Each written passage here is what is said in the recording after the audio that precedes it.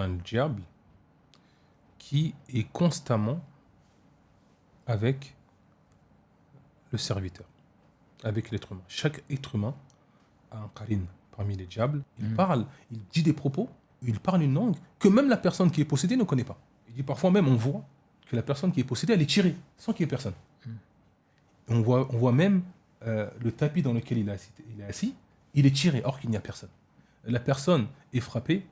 Si on frapperait un chameau de cette manière-là, il aurait des grandes séquelles. Alors que la personne, le malade, lui, quand il se réveille, il n'a rien senti.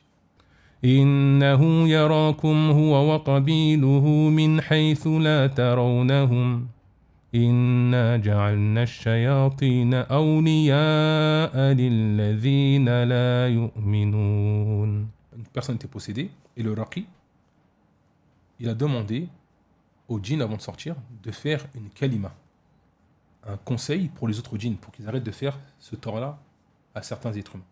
Il a parlé une langue. Il a dit, même si tu essayes de la copier, tu ne pourras pas la copier.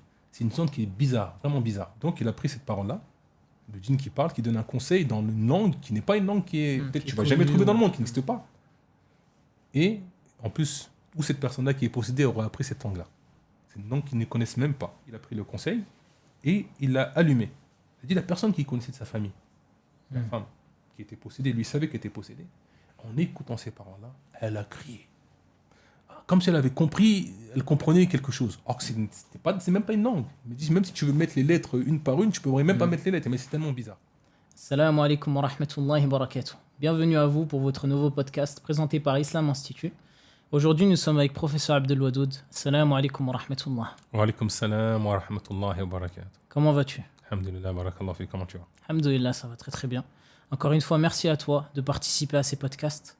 Donc on s'est vu dans l'épisode précédent pour parler du monde des djinns de manière générale. Et aujourd'hui, on va parler d'un sujet plus concret qui est la relation entre shaitan et l'homme. Et la première question que j'aimerais te poser, c'est quelles sont les causes de l'adversité entre l'homme et shaitan? Naam. Bismillah, wa salatu wa salam ala rasulillah. La diversité qui est entre shaitan et l'homme est une chose qui est très très très importante et qu'il faut soulever justement pour pouvoir se prémunir des ruses de shaitan. Et avant de parler de ça, comme nous parlons du monde de l'invisible, il est bien de faire un rappel concernant l'iman bil ghaib, la croyance en l'invisible. Donc un petit rappel succinct. Donc le croyant, sa croyance est basée sur l'invisible. On croit en Allah subhanahu wa ta'ala, on croit aux anges, on croit aux prophètes, on croit aux livres, on croit au jour du jugement dernier. Ce sont des choses que nous n'avons pas vues et pourtant on y croit. Et notre croyance est basée sur ça. Ça ne veut pas dire que c'est une croyance qui n'est pas basée sur des preuves, mais il est important que le musulman sache que la croyance fil ghaib, c'est-à-dire dans l'invisible, est une chose qui est très importante. Notre croyance est basée sur el ghaib. On parlera, Inch'Allah, dans d'autres podcasts, si Allah le permet, des preuves de l'existence de ces éléments, de ces piliers de l'islam. Et Allah subhanahu wa ta'ala, comme on l'a cité dans le premier podcast, fait l'éloge des personnes qui croient en ghaib. Dans Surat al-Baqarah, A'udhu billahi minash shaitanir rajim, Zalika al-kitab la rayba fi, hudan lil muttaqin. Donc voici le livre dans lequel il n'y a aucun doute. Hudan lil muttaqin, qui est une guidée pour les pieux. Alladhina yu'minuna bil ghaib. Ceux qui croient en l'invisible. Donc Allah subhanahu wa ta'ala fait l'éloge de ceux qui croient en l'invisible. Donc notre croyance est basée sur ça. Et le monde des djinns, c'est un monde qui est basé sur l'invisible. Et on se base par rapport à cette croyance sur les versets ou sur les nusus, les textes religieux que nous avons. Donc la place des textes religieux est très très très importante dans la religion. Elle est bien plus importante même que la raison. Beaucoup de personnes mettent en avant la raison. Oui, moi je n'accepte pas ce verset du Coran, je n'accepte pas, ou bien il va accepter le verset du Coran, mais il va l'interpréter à sa façon. Ou je n'accepte pas ce verset du Coran, c'est pas possible que le prophète sallam ait fait cette chose-ci, etc. Nous, quand on parle du monde de l'invisible, on se base par rapport à nos sources. C'est Allah qui l'a dit, et ça vient du prophète, le prophète qui lui a été envoyé par Allah subhanahu wa ta'ala. Donc quand Allah subhanahu wa ta'ala parle d'une chose, tu peux avoir une raison, mais cette raison-là, c'est Allah qui t'a donné. Ta raison ne peut pas être au-dessus de la compréhension d'Allah subhanahu wa ta'ala. Et les versets du Coran, on les comprend par rapport au contexte. On les comprend par rapport à la volonté de Dieu. Quand on lit le verset du Coran, on peut comprendre qu'est-ce qui est vraiment voulu. Quand on est sincère, on peut vraiment comprendre ce qui est voulu par ce verset du Coran-là. Donc, parfois, quand on prend des versets qui sont clairs et les changer à notre manière parce que nous avons une croyance et que notre croyance rejette cette croyance qui est venue dans le Coran, donc on interprète justement pour rejeter ce verset du Coran-là, ou pour rejeter cette certaine croyance, ceci n'est pas une chose à faire. Nous lisons les textes religieux, et quand nous lisons les textes religieux, le sens qui est voulu, ce que Allah SWT a voulu, on le comprend, c'est un Coran qui a été descendu en langue arabe, c'est cette chose-là à laquelle il faut croire. Et il faut faire attention aux passions, faire attention à l'endroit où nous vivons. Vous savez que les premières sectes en islam, on dit qu'ils ont devancé la raison sur les textes religieux. Parmi les causes de cette façon de penser, c'est le fait qu'ils étaient en contact avec des livres ou des civilisations qui étaient avancées à l'époque et qui ne croyaient pas aux choses qui étaient dans le Coran.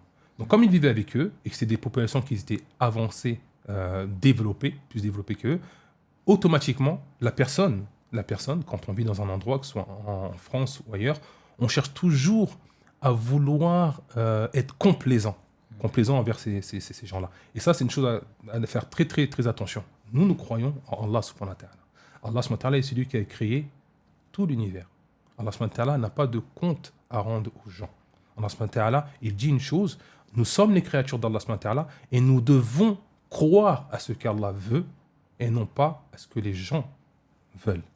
Donc l'environnement a son influence. La compréhension de la religion, elle passe par le Coran, par la Sunna, par la compréhension de la langue arabe, pas par les influences qu'il y a autour de nous qui vont nous pousser à dénigrer ou à rejeter des choses qui sont claires dans le Coran et qui étaient claires au temps du prophète Mohammed sallallahu alayhi wa sallam, avec ses compagnons et même avec les pieux prédécesseurs qui les ont suivis. Donc ça, c'était une parenthèse qui est très, très, très importante. Le Coran, c'est la parole d'Allah. Le Coran, c'est la chose la plus sacrée que nous avons. Le Coran, quand Allah SWT nous parle, nous devons écouter le Coran, nous devons croire au Coran. Si une personne nous ramène des propos qui vont à l'encontre du Coran, nous devons revenir au Coran. Il n'y a pas de honte à avoir dans ceci. Il n'y a vraiment pas de honte à avoir. C'est notre créateur, c'est qui m'a mis sur ce monde-là. Qui m'a créé? C'est Allah. Qui m'a tout accordé dans ce monde-là? C'est Allah subhanahu wa ta'ala. Ma subsistance, ma vie, tout ce que j'ai provient d'Allah subhanahu wa ta'ala. Sans Allah, je n'aurais aucune chose. Donc, je dois d'être reconnaissant envers Allah subhanahu wa ta'ala. Pour revenir à ta question, donc quelles sont les causes de l'animosité ou de l'animosité entre l'homme et Shaitan? Pour ceci, on va revenir à des versets du Coran. Puisque Allah subhanahu wa ta'ala nous explique dans plusieurs versets du Coran, dans le Coran, la cause de cette animosité. Donc on va rester les versets du Coran, et ensuite on va l'expliquer, et ceci sera, je pense, un bon départ pour comprendre la cause de cette animosité.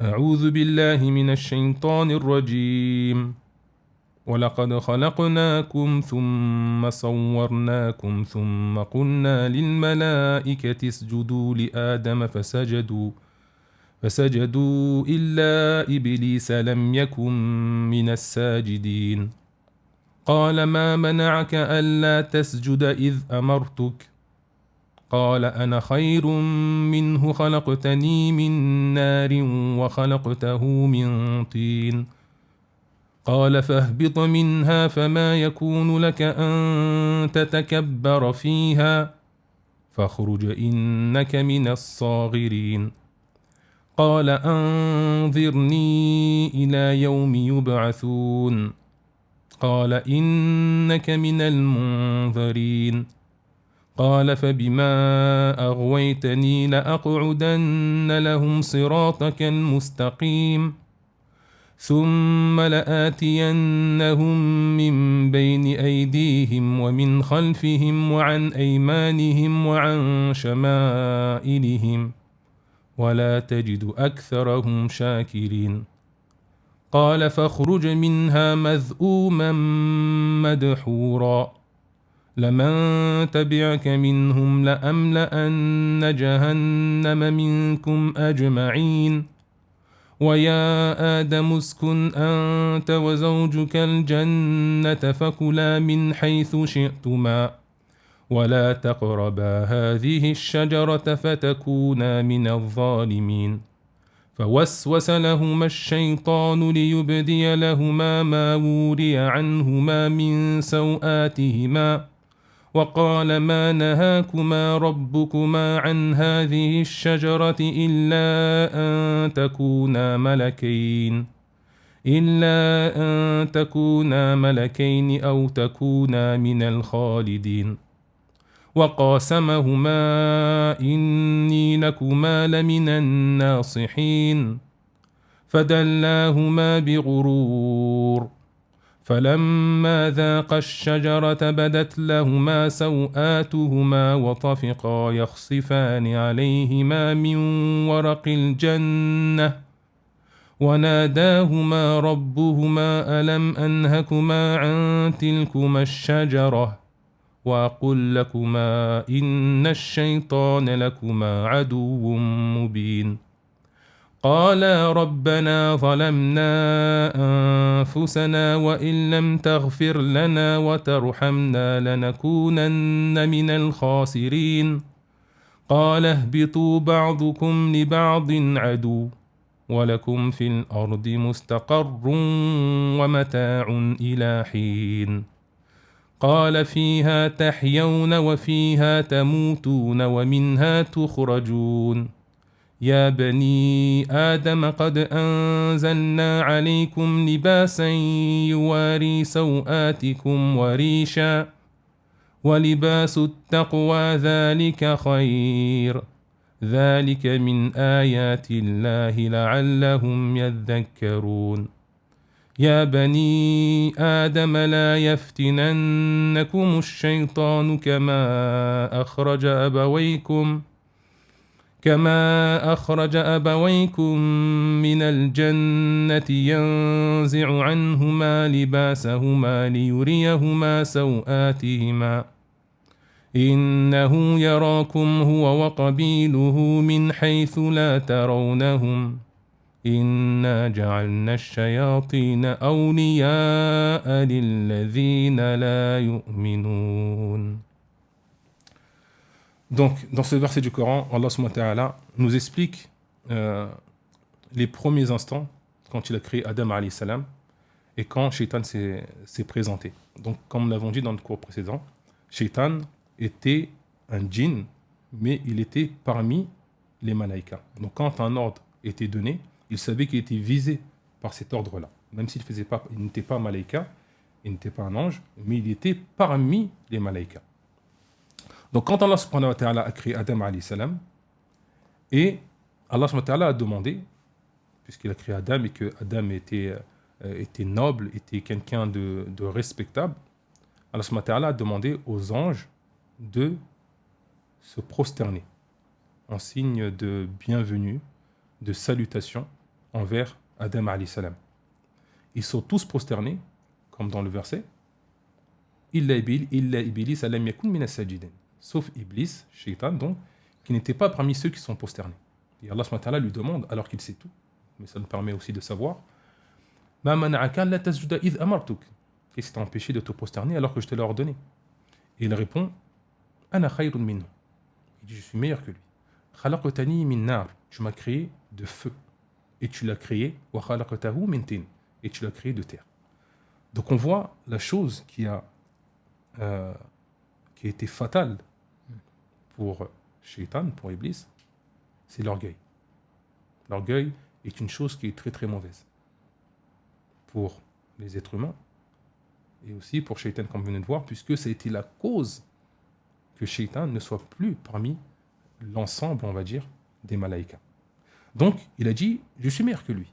Tu m'as créé de feu et tu l'as créé de terre.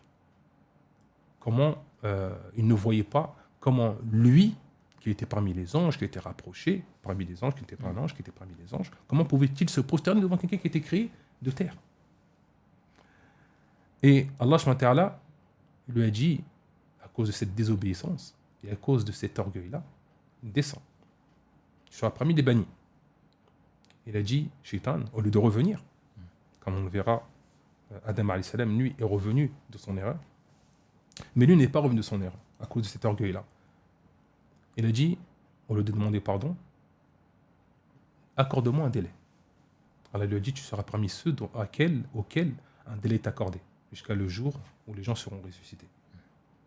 Et ensuite, il continue, Shaitan, et il dit, parce que regardez comment il communique avec Allah subhanahu wa ta'ala. Tout ça à cause du kibr, à cause de l'orgueil. Il dit, Fabima arwaitani, parce que tu m'as enduit en erreur. C'est lui-même qui s'est enduit en erreur. C'est lui qui a refusé de se prosterner. Mais il dit, Allah, parce que tu m'as enduit en erreur, je vais être une source d'égarement pour ces gens-là. فلا أقعدن لهم صراطك المستقيم. لأقعدن لهم صراطك المستقيم. Donc, je vais les asseillir devant pour qu'ils n'accèdent pas à ton chemin droit. On peut le traduire de cette manière-là. Je vais venir par devant. Je vais les asseillir par devant, par derrière, sur la droite, sur la gauche, comme un ennemi. Quand il attaque quelqu'un, il vient de tous les côtés. Encerclé. Il vient l'encercler, justement, pour le combattre. Donc, il nous montre là, par jalousie envers l'homme, Adam alayhi salam, ce qu'il va déployer contre l'homme pour qu'il soit parmi les égarés, pour qu'il rentre aussi en enfer. Et ensuite Allah continue, il dit, sors d'ici.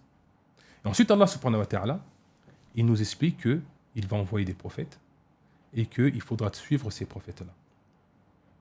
Et Shaitan, maintenant, il commence son travail. Donc lui, il a l'orgueil, il souhaite égarer Adam. Adam est au paradis. Et il souhaite l'égarer.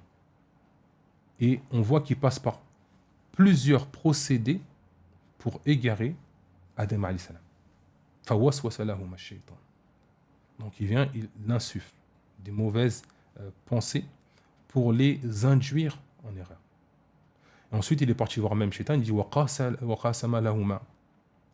Il a juré, et comme quoi il était un avertisseur ou un conseiller pur, sincère, un conseiller sincère. Il a dit, vous savez pourquoi Allah vous interdit de manger cet arbre-là? Donc, comme Allah nous interdit de manger cet arbre-là, lui, son but, c'est de faire en sorte qu'il mange de cet arbre-là. Pourquoi? Parce que c'est une désobéissance. Donc, il est venu, il a juré. Si vous mangez ça, vous allez avoir telle chose, etc. Vous êtes parmi les anges, vous êtes parmi les rapprochés, vous allez vivre éternellement, etc. etc. Donc, il a juré. Il utilise des procédés donc, pour égarer là. Ensuite, donc, l'histoire, il mange cet arbre-là, leur nudité leur apparaît. Et ensuite, à ce moment-là, regardez qu'est-ce que font Adam et Hawa. Ils demandent pardon. Quand Allah subhanahu wa ta'ala les appelle, ne vous ai-je pas interdit? Allah, c'est tout. Allah, c'est tout. Mais c'est simplement pour nous montrer à nous aussi comment se comporter aujourd'hui sur Terre. Donc, ne vous ai-je pas interdit de manger de cet arbre-là? Tu vois? Et ils ont dit, Allah, on s'est fait du tort à nous-mêmes. Et si tu ne nous pardonnes pas, ne fais pas miséricorde, on sera parmi les perdants. Donc on voit comment Adam a fait une erreur, il reconnaît son erreur. Il demande pardon à Allah subhanahu wa ta'ala. Comment Shaitan a fait une erreur, il ne reconnaît pas son erreur. Au contraire, il s'entête et il continue pour égarer l'homme. Donc ensuite Allah nous dit dans la fin le verset qu'on a récité que Shaitan est un ennemi et qu'il nous voit d'où nous ne le voyons pas. Donc nous, actuellement, nous avons un ennemi, Shaitan, et ses suppôts qui essaient de nous égarer. Donc pour répondre à ta question, Shaitan, l'animosité que Shaitan a envers les humains, c'est parce qu'Allah subhanahu wa ta'ala a devancé, a préféré, a élevé l'être humain au-dessus de Shaitan. Quand Allah lui a demandé de se prosterner. Les anges sont prosternés, Shaitan a refusé, il s'est pris d'orgueil et il s'est promis d'égarer les hommes. Donc il faut savoir que nous avons un ennemi dans ce monde-là qui cherche à nous égarer par plusieurs procédés. Et quel est le but de Shaitan dans la vie d'ici-bas, dans ce monde-là? Le but de Shaitan, comme on l'a vu dans le verset, c'est d'égarer Ibn Adam, l'homme. Donc l'égarer, mais de quelle manière? De faire en sorte qu'il tombe dans les plus grands des péchés. Et comme nous savons, le plus grand des péchés, c'est le shirk. Le péché qu'Allah subhanahu wa ta'ala ne pardonne pas, si une personne meurt avec ce péché-là, elle ne pourra rentrer au paradis. Donc Shaitan, lui, son premier but, c'est que la personne soit mécréante, que la personne fasse du shirk ou soit athée. Fasse en sorte qu'elle ne croit pas en Allah subhanahu wa ta'ala. Donc c'est pour ça qu'on retrouve dans Surat Nuh alayhi salam, donc Nuh alayhi salam, c'est le premier des Rusul, des messagers. Nuh alayhi salam, Allah l'a envoyé quand l'association, le shirk, est apparu dans ce monde-là. Et nous voyons comment Shaitan, quand Ibn Abbas nous rapporte, comment Shaitan a usé pour égarer les premières générations et les faire tomber dans l'association. Donc, il avait des hommes qui étaient pieux à leur époque, et ces hommes-là, donc, ils adoraient Allah subhanahu wa ta'ala. Quand ils sont décédés, et Shaitan, lui, est toujours là, n'oublions pas sa promesse d'égarer l'homme. Donc, lui, c'est d'égarer l'homme. Donc, quand ces hommes-là sont morts, et lui, Shaitan, cherche à égarer l'homme, quand ces premiers hommes-là sont décédés, Shaitan est venu auprès des gens de ce peuple-là. Il leur a dit, ce sont des personnes qui étaient pieuses, etc. Pourquoi vous ne faites pas des images pour se rappeler de ces personnes-là? D'accord? Ils ont fait leurs images, et le temps est passé. Ensuite, il a dit aux prochaines générations. Donc Shaitan vit longtemps, comme on l'a dit. D'accord? Et il est patient. Il est venu avec les prochaines générations, il a dit, mais quelles sont ces images-là qui ont été mises? Et pourquoi vos ancêtres ont mis ces images-là?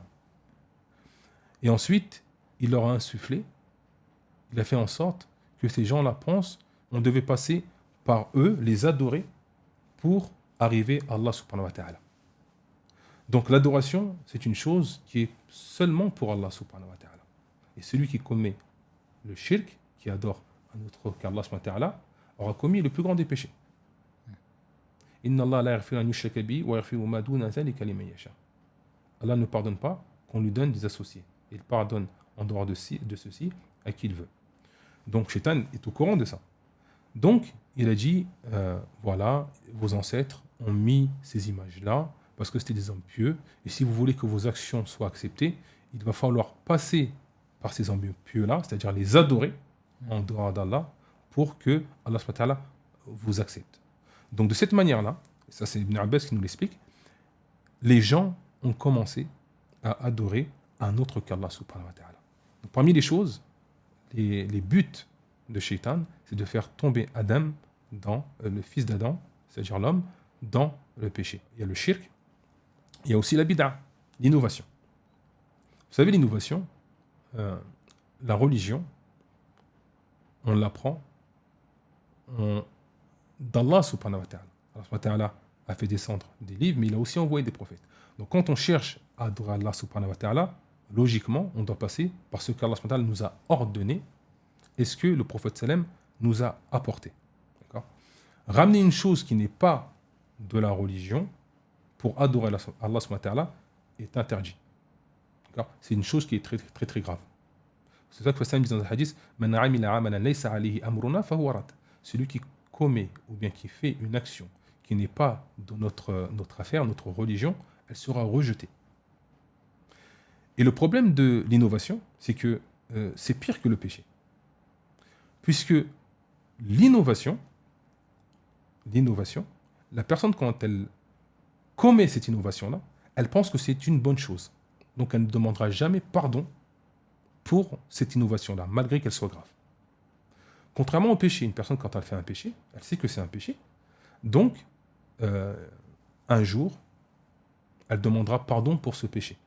Mais une personne qui commet une innovation ne demandera pas pardon pour cette innovation-là, alors que c'est un grand péché. C'est pour ça que Hassan al-Basri disait Inna al-ma'siya, inna al-bid'a ahabbu ila shaytan min al-ma'siya. Fa inna al-ma'siya yutabu minha. Amma al-bid'a fala yutabu minha.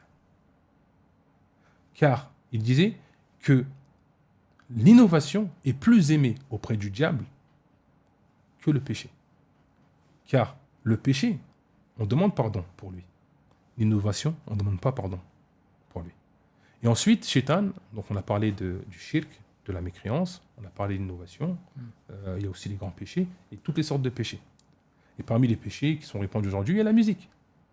Il y a la musique qui est interdite. Allah dit dans le Coran, وَاسْتَفْزِزْ مَنِ اسْتَطَعْتَ مِنْهُمْ بِصَوْتِكَ. Donc, excite ceux que tu pourras parmi eux avec ta voix. Mujahid, qui est parmi les grands mufassirin, qui est décédé en 114 de l'Hégire, c'est un grand mufassir qui est connu dans le monde musulman. Il a dit bisawtik, c'est-à-dire par ta voix, c'est-à-dire par le divertissement et par la musique. La musique nous amène vers... La musique est différente du Coran. Le Coran est la parole d'Allah. Nous appelle que au bien. La musique, c'est différent. Dans les boîtes de nuit, on retrouve de la musique, on ne retrouve pas du Coran. D'accord ? Et on sait qu'est-ce qui se passe dans les boîtes de nuit, ou même après les boîtes de nuit. D'accord ? Donc c'est des endroits qui sont mauvais, dans lesquels on incite l'âme aux mauvaises choses. Avec quoi ? Avec la musique. Donc ceci sont des choses qui sont interdites en islam et sont des choses par lesquelles Shaitan va faire en sorte que les hommes tombent dans ces péchés-là. Les grands, ensuite la bid'a, les grands péchés, le shirk, la mécréance, ensuite l'innovation et toutes les sortes de péchés.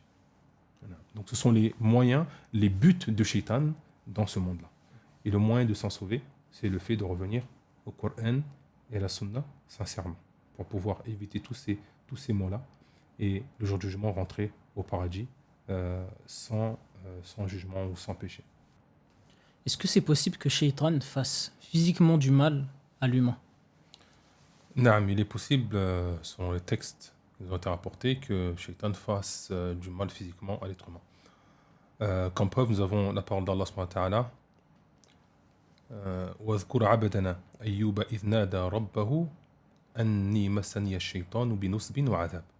Donc, rappelle notre serviteur, Ayoub, quand il appela son Seigneur, que Shaitan l'avait touché, بِنُصْبٍ وَعَذَابٍ.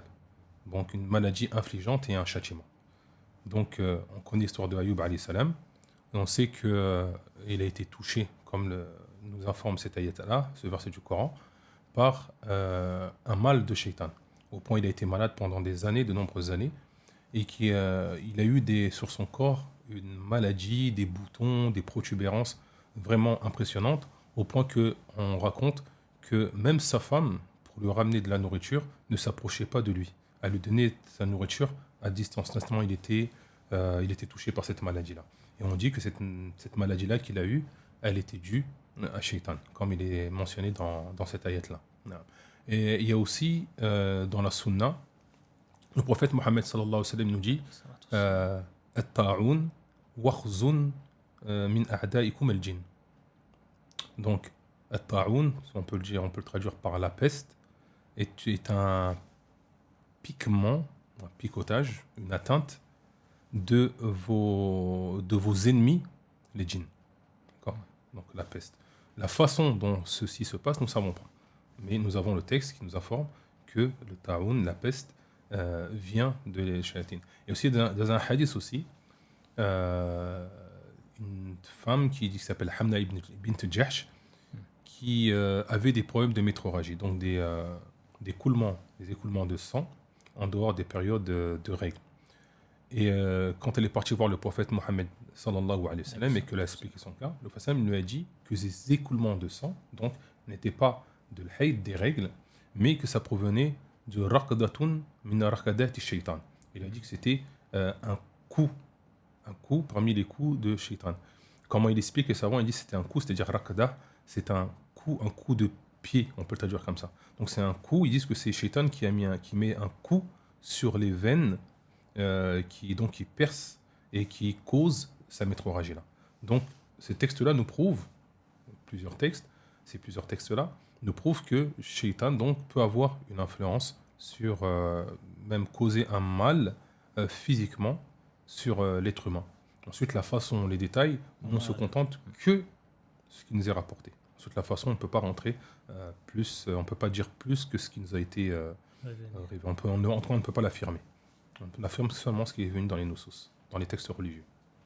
Tu nous as évoqué le djinn, le shaitan, et il y a une autre notion qui est al-qarin. Est-ce que tu peux nous en dire un petit peu plus? Donc le qarin, quand les savants parlent du qarin, même venu dans le hadith aussi, dans les hadiths, le hadith du prophète Mohammed sallam, en fait c'est un diable qui est constamment avec le serviteur, avec l'être humain. Chaque être humain a un qarin parmi les diables qui constamment avec lui.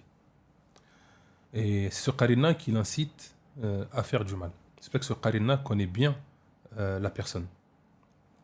Dans un hadith, le prophète sallam, il dit Ma minkum min ahadin illa kullifa bihi qarinun min al-malaika wa qarinun min al-jinn.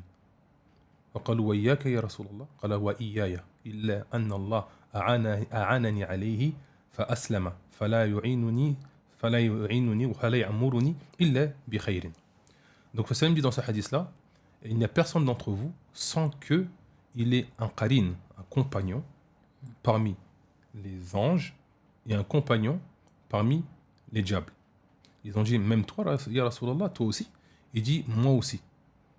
Sauf que Allah m'a aidé sur ce compagnon-là, parmi les diables, et il s'est converti.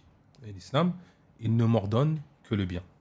Donc, chaque personne, comme nous voyons dans ce hadith-là, a un qarin parmi les djinns. Et ce qarin-là, c'est celui qui nous incite à faire le mal, contrairement au qarin par les malaïkas, parmi les anges. Parce que là, on voit aussi dans le Fasem, il nous parle de qarin parmi les diables, mais il nous parle aussi du qarin parmi les malaïkas. Donc, on a le qarin, une chose qui est authentique dans la religion. Ce hadith a été rapporté par un musulman, qui est authentique et qui est affirmé par la religion musulmane. Donc on a un compagnon parmi les diables qui nous incite toujours au mal. Et c'est pour ça que parfois, quand vous allez chez le sorcier, les personnes qui vont voir les sorciers, c'est une chose qui est interdite, qui peut même faire sortir de l'islam, on ne va pas rentrer dans les détails. El-Muhim, c'est que parfois, des personnes vont chez le sorcier et le sorcier lui dit tu as ci, tu as ça. Il lui raconte des choses de sa vie que personne peut-être ne connaît. Et ils disent parce que il est en contact avec le sorcier est en contact avec son djinn ou bien peut-être avec le qarin de la personne qui lui donne des informations. Une personne m'a dit, une personne en qui j'ai confiance, et qui ne ment pas, avant qu'elle connaisse que ceci est interdit, elle dit avant j'allais voir des voyants. Et quand je parlais avec le voyant, il se tournait et parlait avec quelqu'un. Il n'y avait personne. Il dit qui? Cette personne-là, hein? Ensuite il se tournait vraiment, il me disait telle personne tu la connais? Il dit oui. Et la personne était étonnée. Mais comment elle pouvait connaître cette chose-là? Donc elle a compris qu'elle parlait avec un diable, une entité qu'elle ne voyait pas, qui donnait des informations aux voyants, aux sorciers, et qui le transmettait. On a parlé dans l'ancien podcast comment est-ce que les anges peuvent connaître parfois, ils ne connaissent pas l'invisible, mais ils peuvent avoir des informations de l'invisible. Ils sont en contact avec les diables, avec les diables et les djinns. Et de la même manière, ces personnes-là, ces voyants-là, sont en contact avec les diables et ils arrivent à tirer des informations, des choses même qui sont des fois personnelles, que personne peut-être ne connaît, à part vous, et il arrive à vous en informer. C'est pas parce qu'il connaît l'invisible, c'est parce qu'il est en contact avec les diables qui arrivent à lui donner des informations. Donc effectivement, le qarin est une chose qui est reconnue même dans la religion. Et donc ce qarin, il va nous inciter à faire du mal. Mais dans le Coran, c'est clair que, par exemple, le shirk, c'est haram, le kufr, etc. Comment est-ce qu'il arrive à pousser l'humain dans ces péchés-là? Comment il l'amène à transgresser Allah Azza wa Jal? Le shaitan, comme on l'a vu en début de podcast, de ce cours-là, regardez comment il s'est présenté à Adam alayhi salam. Donc, فَوَسْوَسَ لَهُمَا الشَّيْطَانُ. Allah dit, et shaitan les a incités avec des waswas, des insufflations. Donc c'est la méthode qu'utilise shaitan pour tromper les croyants, les insufflations. Les insufflations que l'homme va ressentir. Peut-être qu'il ne va pas pouvoir distinguer peut-être avec ses pensées, mais ce sont des pensées mauvaises qui proviennent en vérité du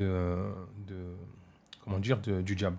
C'est pour ça que des fois il est étonnant quand on entend des gens qui ne croient pas forcément à Dieu, mais par rapport à la science, certaines découvertes vont te dire que oui, les pensées noires, les mauvaises pensées, peut-être que ça vient justement de ce qarina ou bien des waswas de shaitan.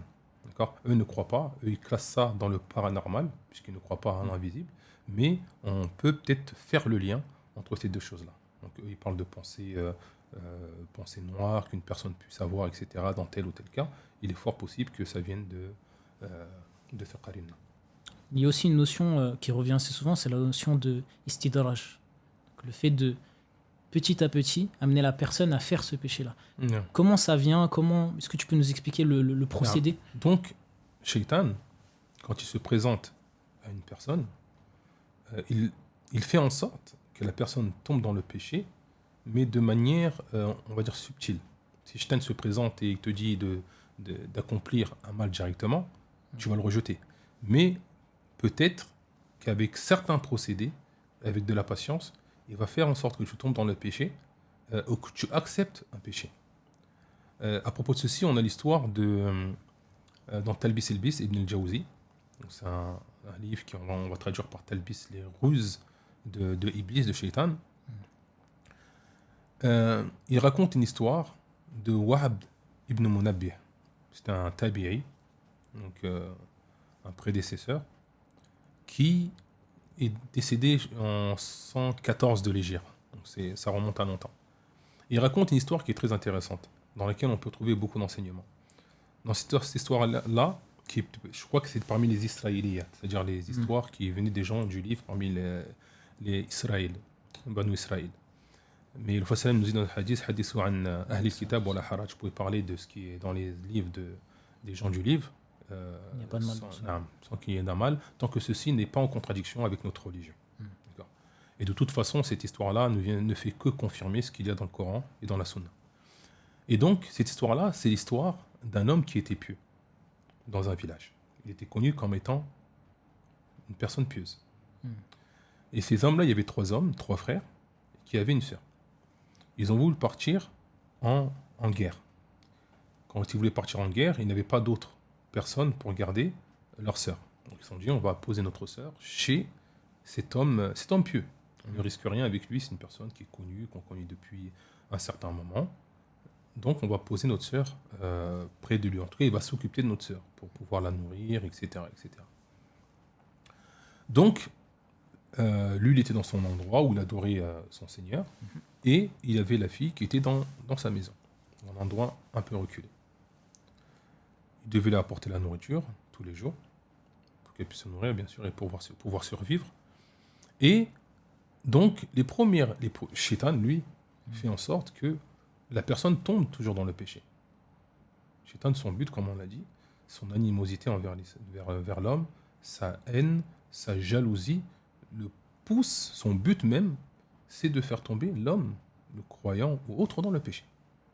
C'est pas que le musulman, le croyant doit toujours être aux aguets, faire très très attention à ne pas tomber. Il doit savoir cette chose-là. Allah nous dit Inna shaytana lakum aduwwun fattakhidhuhu aduwwa. Le diable est pour vous un ennemi. Prenez-le comme ennemi. Il ne faut pas oublier cette chose-là. Donc, on continue l'histoire. Donc, Shaitan va faire en sorte que cette personne tombe dans le péché. Il va voir le dévot et il dit va lui ramener la nourriture. Il ramène la nourriture, il pose la nourriture. Ensuite, il part. Quand il toque, il part pour prévenir qu'il y a la nourriture. Ensuite, au bout d'un moment, Shaitan se représente à lui. Donc là, on parle des procédés. Comment Shaitan tente la personne, comment il procède. Donc là, c'est des wasawis, ou bien c'est... Des wasawis, bien sûr, ce sont des wasawis. Ce sont des insufflations. Il lui dit, mais elle est toute seule, tu poses la nourriture depuis un moment, pourquoi toque à la porte et parle-lui. Parle-lui un peu.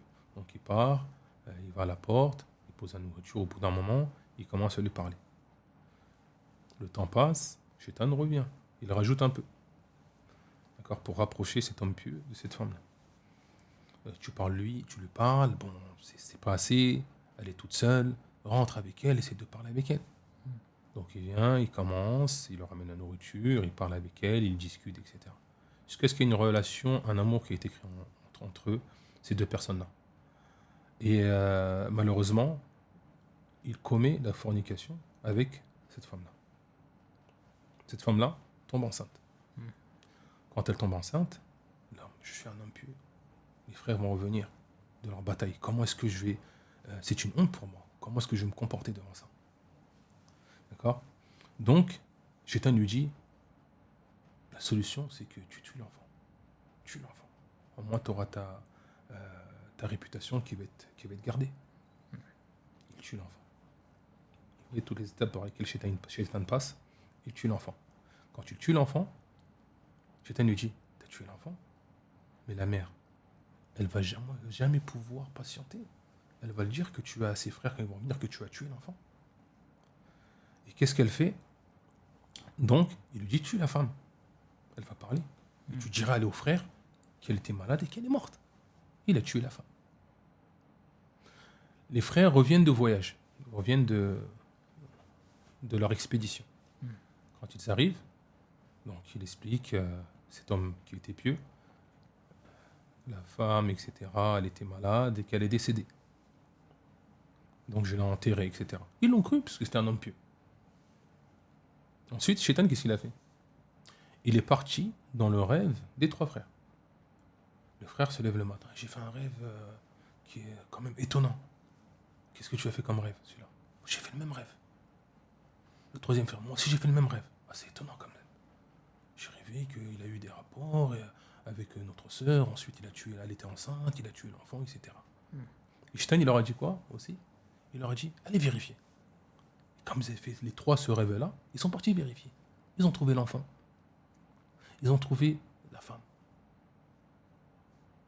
Donc les frères, bien sûr, ont voulu se venger. Et ensuite, Shaitan, en tant que le frère est dévoilé, Shaitan apparaît devant cet homme pieux. Il lui dit, c'est moi qui ai fait en sorte que tu commettes toutes ces choses-là jusqu'à ce que tu tues la femme. Tu veux que je te sorte de cette situation? Oui. Je vais t'ordonner de faire une chose, je fais là. Il lui a ordonné de faire quoi? De faire du shirk, de l'association. Ensuite, je vais t'aider. Comme on a dit, le but de Shaitan suprême, c'est de faire tomber la personne dans l'association. Donc cette personne-là a commis du shirk et ensuite, elle est morte. Donc on voit comment Shaitan a procédé. Comment il fait en sorte de mettre l'homme dans le péché. Il prend son temps. Il n'est pas pressé. Lui, il vit très très longtemps, comme on a dit. Il passe par des étapes, pour qu'à la fin, tu commettes un grand péché. Et ça, c'est très très important de le savoir. Très important de le savoir. Pourquoi? Pour pouvoir se prémunir des ruses de Shaitan. Quand vous sentez que vous commettez un péché, demandez pardon à Allah subhanahu wa ta'ala et arrêtez ce péché-là. Mais de dire, j'ai commis un péché, c'est pas grave, je vais en commettre un deuxième, un troisième, etc. Il faut savoir que c'est parmi les ruses de Shaitan. On peut même le ressentir des fois. Vous allez ressentir quelque chose, mettez des barrières. C'est interdit, je m'arrête dès maintenant. Parce que sinon, la fin sera beaucoup plus grave que si je ne m'arrête. Donc au final, c'est pas exagéré de se dire que à cause d'un petit péché, que nous on voit comme étant petit, eh bien la personne au final risque de sortir de l'islam, comme avec justement cette histoire-là. Bien sûr, il est possible. C'est pour ça qu'il faut se méfier des petits péchés. Le petit péché appelle au petit péché. Ensuite, on prend l'habitude et on en demande plus. Et ensuite, on peut tomber que Allah nous en préserve, dans des grands péchés et même dans la mécréance. Donc se méfier. Quand il y a une chose qui est à l'encontre de l'islam, faire très attention et s'écarter de ces choses-là. Ne pas minimiser les petits péchés.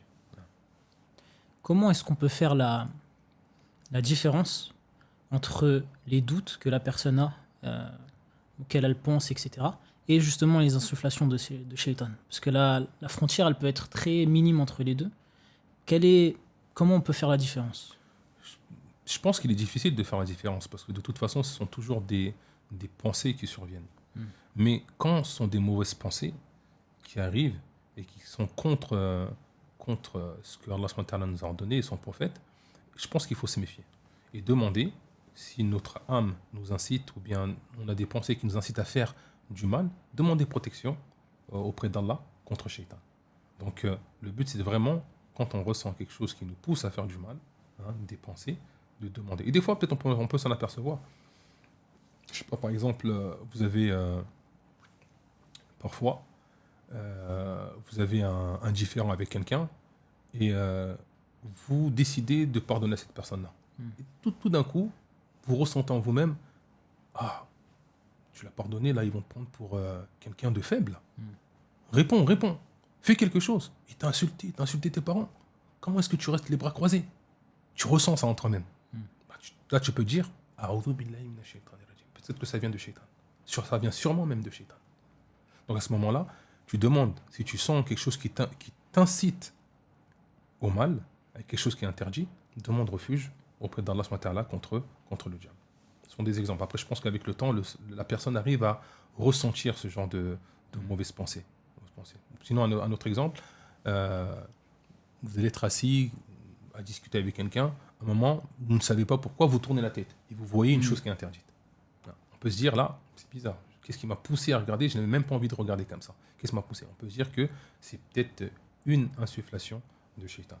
Et je pense qu'avec le temps, la personne arrive à reconnaître plus ou moins qu'est-ce qui fait partie des insufflations du diable. Et le plus important, c'est de toujours demander protection auprès d'Allah contre ce genre de choses. Voilà. Est-ce qu'il y a des invocations spécifiques pour justement se prémunir de ces insufflations, etc. Il est très important, déjà pour le croyant, de faire les invocations du matin et du soir. Le matin, il y a des invocations à réciter. Le soir, il y a aussi, soit au Asar ou bien au Maghrib, des invocations à réciter. Tout ça, et parmi ces invocations-là, il y a le fait de demander protection contre le diable. Parce que le diable nous incite, comme on l'a dit, au mal. Donc il est important de rester. Et aussi avant de dormir. Tout ça, c'est des choses, sont des protections contre un ennemi qui est invisible. Donc même s'il nous insuffle, nous, on ne le voit pas. Si on le voit, on le verrait, il est clair qu'on ferait beaucoup plus attention. Mais à partir du moment où nous croyons en l'invisible, et nous croyons en ce qu'Allah subhanahu wa ta'ala nous a informé dans le Coran, ainsi que son prophète Mohammed sallallahu alayhi wa sallam, il est important de prendre nos précautions. Et aussi de faire beaucoup le rappel d'Allah subhanahu wa ta'ala. Puisque le rappel d'Allah est une chose que Shaitan déteste. Tellement sa nature est mauvaise, il n'arrive pas à supporter le, comment dire, le bien. La mention d'Allah, etc. La mention d'Allah, parce qu'il est tellement mauvais. D'accord. Donc il est important de faire beaucoup de rappels. C'est pour ça que dans Surat An-Nas,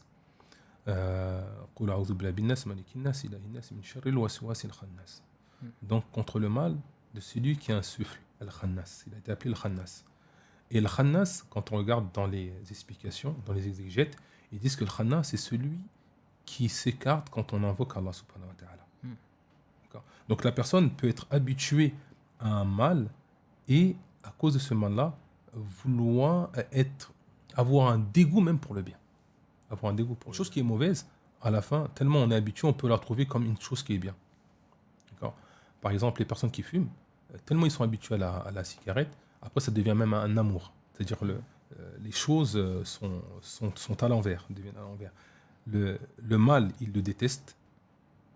Le mal, il l'aime, et le bien, il le déteste. Comme une personne qui fume. Il va aimer la cigarette. Il y en a qui, après, ils passent des étapes. Ils aiment, après, la drogue, peut-être l'alcool, etc. Parce qu'ils sont habitués à ces choses-là. Et pourtant, normalement, la cigarette, mauvaise odeur, de la fumée, qui nuit à la santé, normalement, ce sont des choses, naturellement, si vous donnez un enfant, il va répugner ces genres de choses-là. Mais à force de s'habituer, ça devient une habitude. Donc, il est très important justement de s'écarter du mal dès le début et de ne pas s'habituer. Pour pas que le bien devienne le mal et le mal devienne le bien. Voilà. Je profite de ta présence pour évoquer ce sujet-là avec toi. Ça concerne le fait de communiquer avec les âmes, avec les morts, etc. Que dit l'islam à ce sujet? Déjà, il est impossible de communiquer avec les morts. Pourquoi? Parce qu'il y a une barrière entre le monde dans lequel on vit et le monde des morts.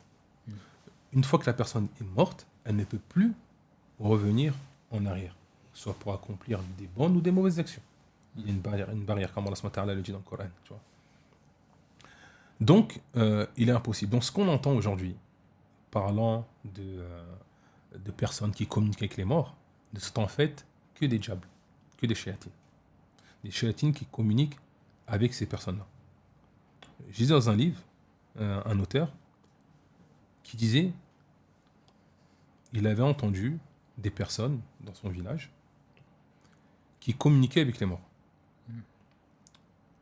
Il avait entendu plusieurs fois. Et une fois, il a rencontré une personne, l'intermédiaire, de le comprendre, qui disait oui, effectivement, on communique avec les morts, etc. Si tu veux, on pourra faire une assise et te faire montrer ce genre de choses. Il a dit pourquoi ne pas essayer de voir vraiment la vérité. Donc en fait, comment ça se passe? Il y a une personne, on dirait là c'est l'auteur du livre qui raconte son histoire, et il y a un intermédiaire, et le diable rentre dans l'intermédiaire, dans le corps de l'intermédiaire. On va dire l'âme du mort, soi-disant l'âme du mort, rentre dans le corps de l'intermédiaire pour pouvoir communiquer avec les gens. Il disait que oui, c'était l'intermédiaire était une personne qui était musulmane et qui se servait des diables, etc., pour pouvoir communiquer avec les gens. Et le mouhim. Donc il se présente la première fois, et il dit, donc l'intermédiaire lui dit, fais du rappel. Subhanallah, alhamdulillah, la ilaha illallah akbar. Donc les deux rentrent, donc la personne qui est venue, l'auteur du livre, ainsi que l'intermédiaire dans lequel le diable rentre dans son corps. Donc il commence à faire du zikr. Ensuite, il dit, l'intermédiaire commence à somnoler d'un coup. Il vient, il perd connaissance. Alors qu'il faisait du zikr. Il fait du zikr. Ensuite, il commence, c'est comme si une autre personne se réveille. Il commence à communiquer avec cette personne-là. Et quand il communique avec cette personne-là, donc c'est l'intermédiaire, mais en vérité c'est quelqu'un qui parle par son intermédiaire, il dit, voilà, moi je suis un diable parmi je suis un ange, pardon, parmi les anges, et entre moi et Allah subhanahu wa ta'ala, nous avons 5 intermédiaires. 5 intermédiaires. Le 5e intermédiaire, c'est Jibril alayhi salam, l'ange Gabriel, Jibril alayhi salam. Et il dit, nous t'avons choisi toi, sur la personne de l'auteur, parce qu'il était perplexe. Par rapport à ça, nous t'avons choisi toi pour rentrer en communication avec toi. D'accord? Donc, soi-disant, les morts peuvent rentrer dans le corps de l'intermédiaire et pouvoir communiquer. Tu es une personne bien, nous allons arrêter de communiquer avec toutes les personnes, tu seras la seule intermédiaire, toi. On voit comment le diable, déjà, gonfle cette personne-là, lui fait des éloges pour qu'il accepte. Pour l'amener à quelque chose de plus grave. Exactement. Donc, il refuse, il accepte plutôt. Il accepte, mais il est perplexe. Et il demande, il est même douteux. Et il dit, après cette première assise-là, je ne suis pas convaincu, mais je veux quand même encore essayer, et je demande qu'Allah subhanahu wa ta'ala me préserve de glisser, de faire une erreur, de tomber dans un piège. Il revient une deuxième fois, d'accord, une autre assise, d'accord. Il commence la même chose. Ils font du dhikr, subhanallah, alhamdulillah, etc. Jusqu'à ce que la personne intermédiaire rentre en transe, etc. Et ensuite il parle. Et soi-disant, il y a des morts qui rentrent dans son corps. Il dit à ce moment-là, son père, à l'auteur, il est décédé. Il dit, il y a quelqu'un qui parle, il parle comme mon père. Il parle comme mon père, une voix vraiment ressemblante. Une lahja qui est vraiment proche de celle de mon père. Ensuite, je parle avec lui. Mais il dit que l'intermédiaire, ça c'est un point qui est important, il dit que l'intermédiaire, donc, il dit, ne le pose pas de questions. Quand la personne, le mort arrive, quand on prend contact, ne pose pas de questions. Et ne fait qu'écouter. Il a trouvé ça un peu bizarre. Pourquoi je ne devrais pas poser des questions si mon père doit venir, etc. Pourquoi je ne devrais pas te poser des questions? Et le mouhim. Donc il parle et il dit, la personne, elle parle comme mon père. Elle a déjà comme mon père. Il dit, après, ensuite, à la fin, avant de partir, avant de sortir du corps, la personne qui est soi-disant qui devrait être son père, elle lui dit, fais beaucoup de zikr, de prières sur le prophète Mohammed sallam. Et mon père, c'est une personne qui aimait les prières sur le prophète Mohammed sallam. Il a dit, mais ça c'était avant de sortir, avant qu'il sorte du corps. Il dit, mais pour moi c'était bizarre qu'il m'ait demandé de ne pas poser de questions à cette personne-là. Ça m'a paru bizarre. Il y a eu d'autres assises.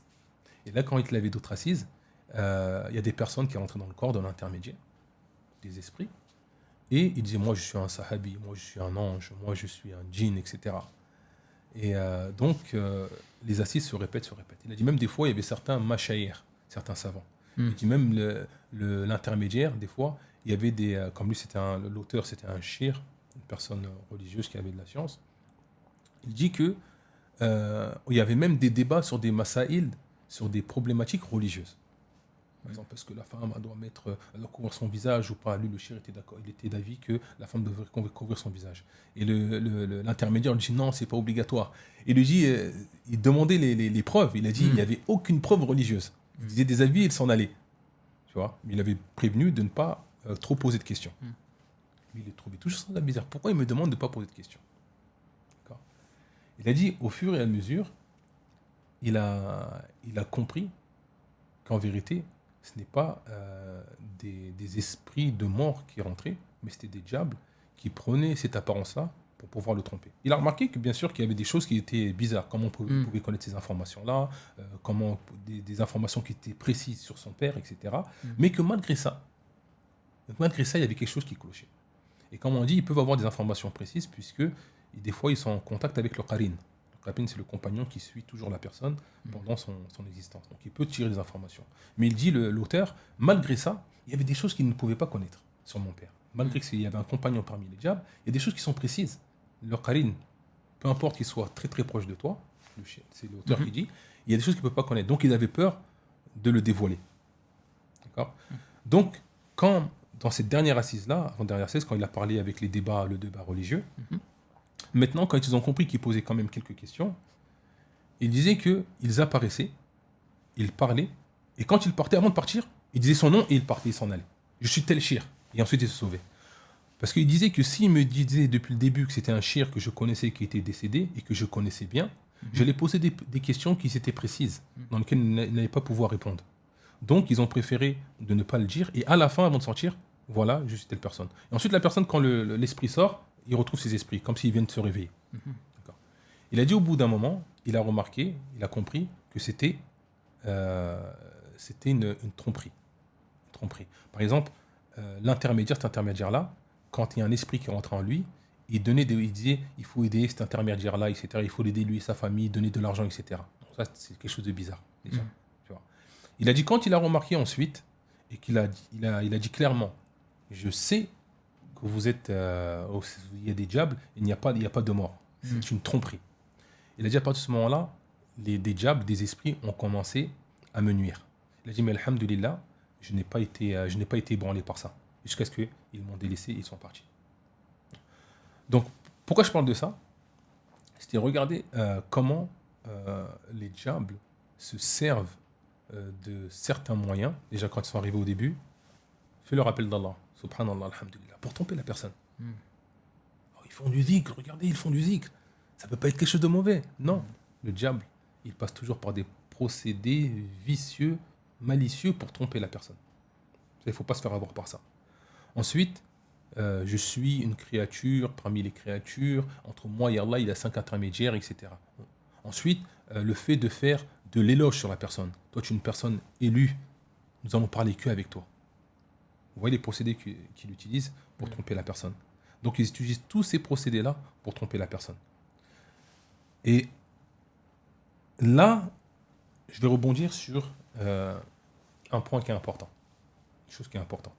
Peut-être que ça ne va pas plaire à beaucoup de personnes, je le sais, mais qui est important. Le captage. Le captage, ça ressemble beaucoup à cette histoire-là. Donc le captage, il y a qui? Il y a le raqi, l'exorciste. Il y a l'intermédiaire, toujours une personne intermédiaire, dans laquelle le diable peut rentrer en lui. Et il y a le malade. D'accord. Donc le malade qui a un djinn en lui. Qui a un djinn en lui, dans lequel on va appeler un djinn pour que le djinn rentre et parle en son nom. En tout cas, il y a un intermédiaire qui est important et qu'on retrouve aussi dans Tahdir al-Arwah, le fait de communiquer avec les morts. Okay. Donc regardez comment dans Tahdir al-Arwah, communiquer avec les morts, comment est-ce que les diables, on joue avec la personne. C'est important ça, de ces points-là qui sont, peut-être qu'ils peuvent paraître inutiles, banals, ils sont très très importants. La façon de Shaitan de tromper les gens. Donc, aujourd'hui, il y a des gens qui font le captage et tous les gens sont éblouis.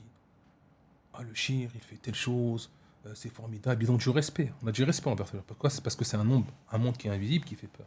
Et quand on voit une personne qui rentre dans cette chose-là, pour aider les musulmans, Qui semble maîtriser. voilà, qui sont maîtrisés du sujet, ben, on a forcément de la compassion pour ces gens-là.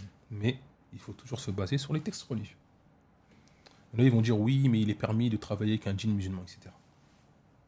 La question qu'on pose, c'est est-ce que le prophète Mohammed sallam Allez, ça, tout ça. avait la capacité de travailler de la manière dont ceux qui font le captage le font? Oui, sans doute. Est-ce que les compagnons avaient la capacité de le faire? Oui. Est-ce que ceux qui ont suivi les prédécesseurs avaient la capacité de le faire? Oui, ils avaient la capacité de le faire. Est-ce que les gens pieux, l'imam Ahmed, l'imam Malik, après ceci, avaient la capacité de le faire? Oui. Est-ce qu'ils l'ont fait? Non. Les gens pieux comme ça, le prophète Mohammed sallam, Allez, ça, tout ça. les compagnons, les pieux prédécesseurs, ils l'ont fait, ils l'ont pas fait. Les grands imams, comment se fait-il qu'ils ne l'ont pas fait? Est-ce que quelque chose leur a échappé? Non. Ils ont tous évité ce genre de choses. Aujourd'hui, les gens qui ont beaucoup de savants interdisent le captage. Pourquoi ils l'interdisent? Parce que déjà, quand le diable rentre dans l'intermédiaire, il te dit quoi? Je suis musulman, je suis là pour vous aider. Je vais combattre tel diable, etc., etc. Question que je pose moi, c'est un monde dans l'invisible. Est-ce qu'on peut savoir si ce djinn-là est musulman ou pas? On ne peut pas savoir. Si le djinn, il arrive, il vient, il dit, moi, je suis musulman. Et je viens pour vous aider. Et qu'en vérité, c'est un athée. Qu'en vérité, c'est un chrétien. Est-ce que tu peux le savoir, toi? Tu vois derrière? Tu vois dans l'endroit dans lequel il vit? Non. S'il ment bien, et attention, les djinns, les shayatines sont des menteurs.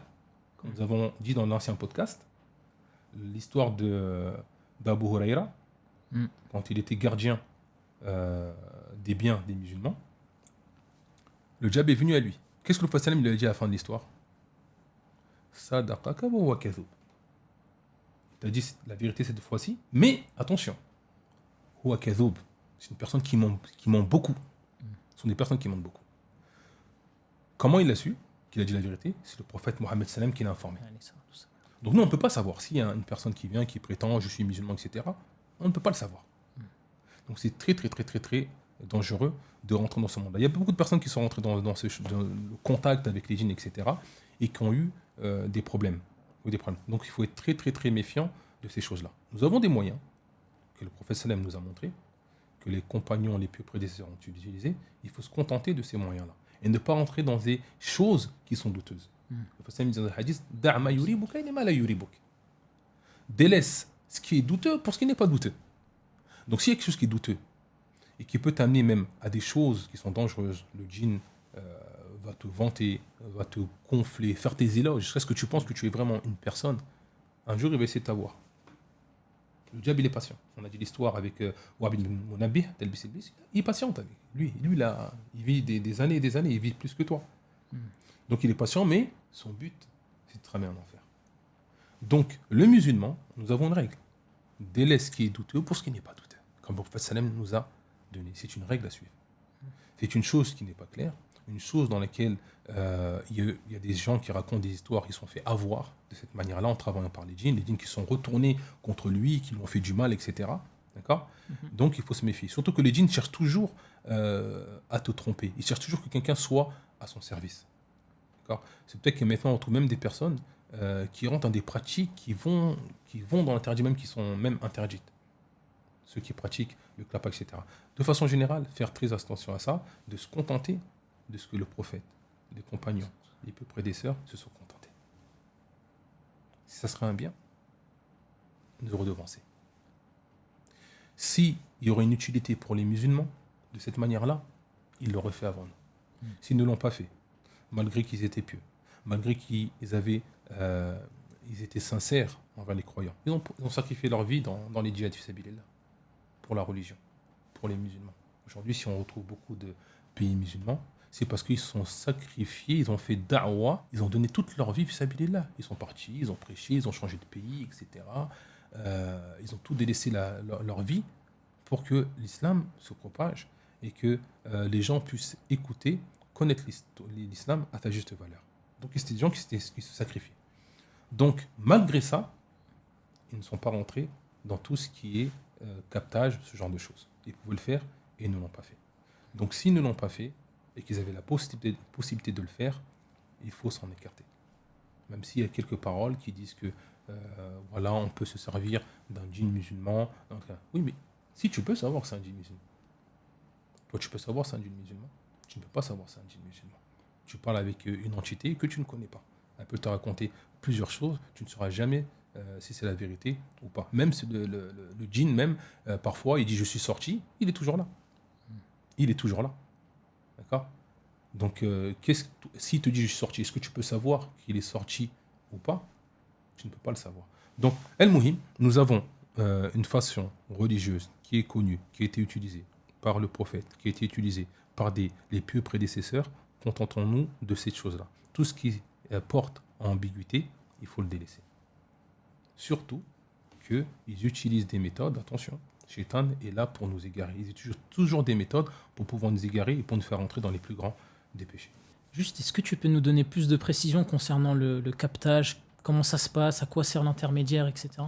De façon générale, le captage, comment on comprend, c'est que il y a le raqi, l'exorciste, il y a l'intermédiaire, il y a la personne qui est malade, qui est possédée.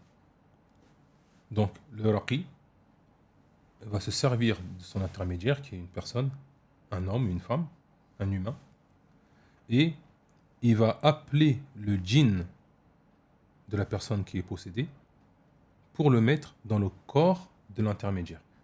De cette manière-là, il va pouvoir communiquer plus facilement avec cette personne-là et parler avec elle et lui ordonner de sortir et demander des informations. Donc, de façon générale, c'est ça l'image, le concept du captage. Est-ce qu'on peut dire que c'est de la possession au final ? Et qu'est-ce que dit l'islam à propos de la possession du corps de l'humain par un djinn, par un shaitan, etc. Effectivement, c'est de la possession.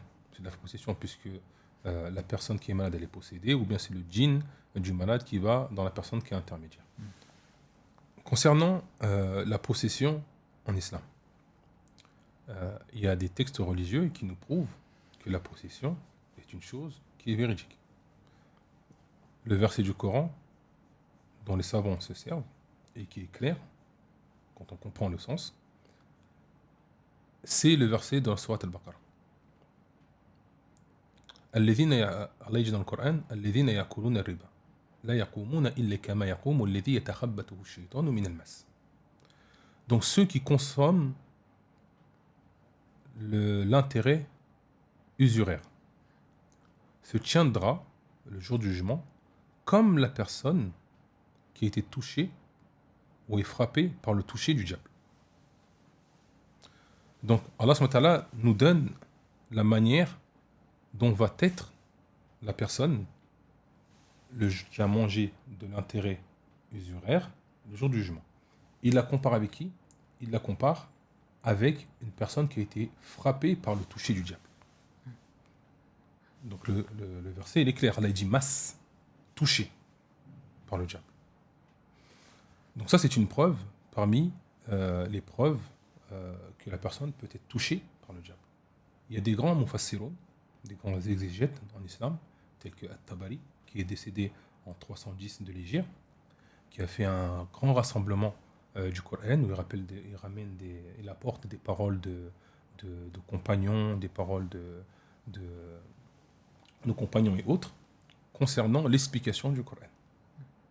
Et il dit dans cette ayat-là, يَتَخَبَّلُهُ الشَّيْطَانُ فِي الدُّنْيَا. Donc, Shaitan va le frapper, le terrasser dans ce monde-là. فَيَسْرَعُهُ. Donc, il va le posséder.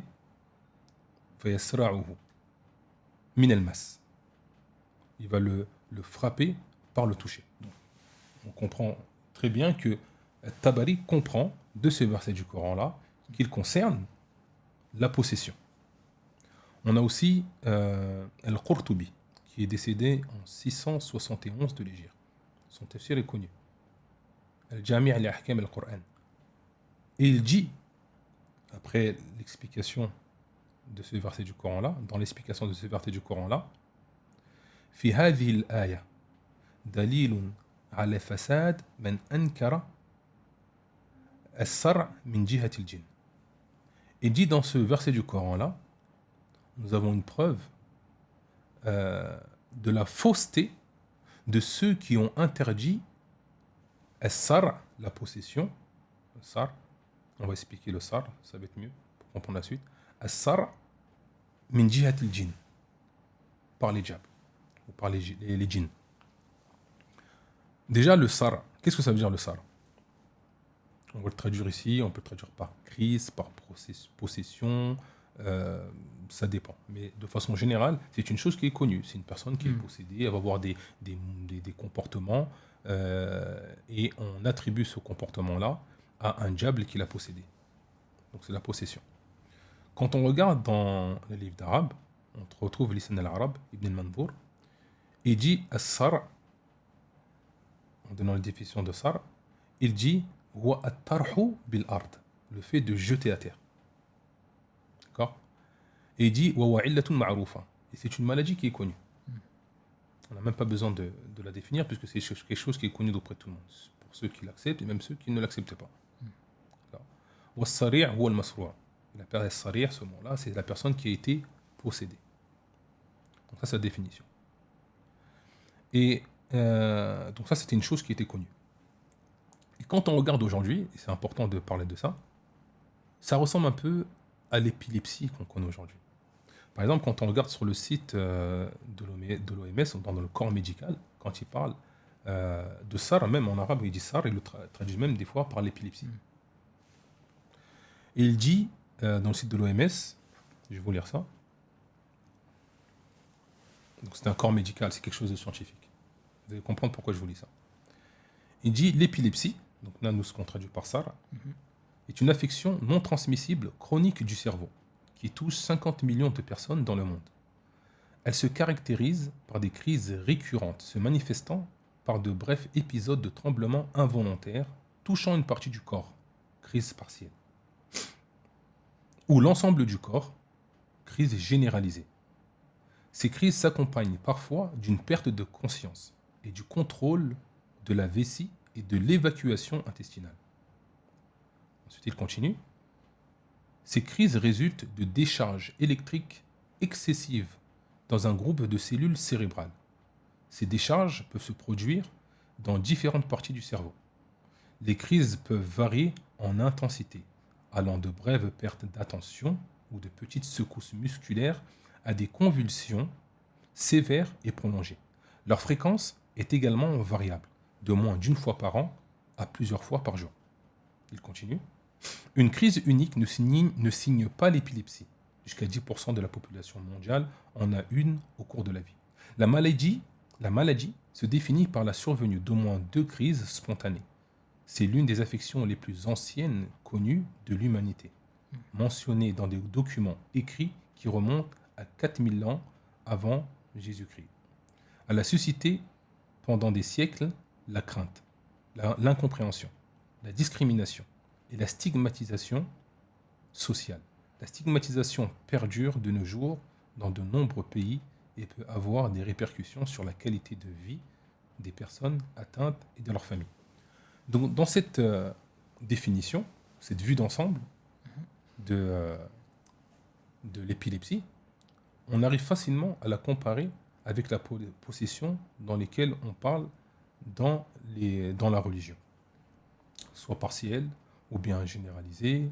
Même ils disent même à la fin que ceci remonte à certains documents écrits à 4000 ans avant Jésus-Christ. Donc, elle a suscité pendant des siècles la crainte, l'incompréhension.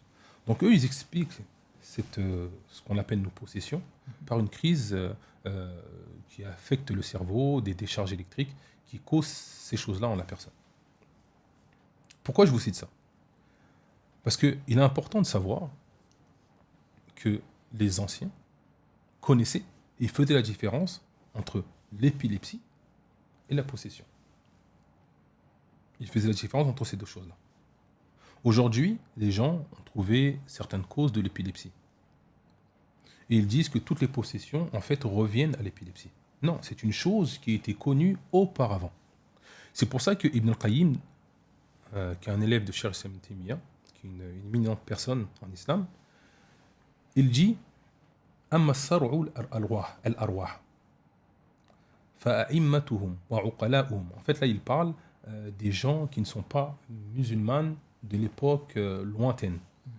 Ils disent que leur personne, leur leader ou leur tête pensante, يعترفون به ولا ينكرونه. Ils disent donc le fait qu'il y ait des crises qui étaient dues à des esprits, même les grands médecins auparavant le reconnaissaient. Et ensuite ici, il cite Ibn al-Qayyim, il dit وَقَدْ نَسَّ عَلَى ذَلِكَ Hippocrate.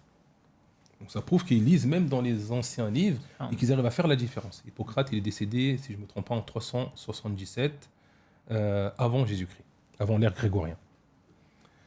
Et ensuite, il cite la parole d'Hippocrate, Ibn al-Qayyim. Donc c'est un médecin, c'est un savant musulman, mais il fait la distinction. D'accord ? Il regarde ce que les médecins disent et ce qu'il y a en islam. Est-ce que c'est une même chose ? Ce sont deux choses différentes. Et il cite la parole de Hippocrate. Hippocrate, c'était, on va dire, le père de la médecine. Il était connu comme étant un philosophe qui était fort dans la médecine. Donc il concoctait des remèdes pour ces maladies-là. Et donc lui, il croyait aussi qu'il y avait deux sortes de crises. Celle qui était due à l'épilepsie et celle qui était due aux esprits qui étaient mauvais. C'est pour ça qu'il dit, donc Ibn al-Qayyim il continue, il dit هذا إنما ينفع في الصرع الذي سببه الأخلاط والمادة. Il dit, le remède que j'ai concocté, ceci, il est utile pour la crise qui est due à un mauvais fonctionnement, si on peut le dire comme ça, du corps. أما الصرع من الأرواح, quant à la crise qui est due aux esprits, فلا ينفع فيه هذا العلاج. Il dit, ce ilaj-là, ce médicament-là, ne sert à rien, ne peut pas le servir. Donc on voit très bien que même les anciens différenciaient entre les deux sortes. Il est important de savoir ça parce qu'aujourd'hui on va dire non, aujourd'hui on connaît la cause. Les épilepsies, non, en fait c'est pas vrai. On connaît la cause de certaines épilepsies. On ne connaît pas la cause de toutes les épilepsies. D'accord ? Donc il faut bien faire la différence. C'est pas parce qu'aujourd'hui on a découvert les épilepsies, les gens savaient qu'il y avait des épilepsies qui n'étaient pas dues aux âmes qui étaient mauvaises. Il faisait très bien la différence, la distinction. Donc ce n'est pas parce qu'aujourd'hui ils le disent que nous avons pris connaissance, ils ont connu un peu plus d'informations par rapport à ça, pour expliquer certaines causes de l'épilepsie. Parce qu'aussi ils reconnaissent qu'ils ne connaissent pas toutes les causes de l'épilepsie, qu'une certaine partie, donc que ceci invalide l'épilepsie ou les crises qui sont dues aux esprits mauvais. On retrouve aussi la parole de Cheikh Islam Ibn Taymiyyah.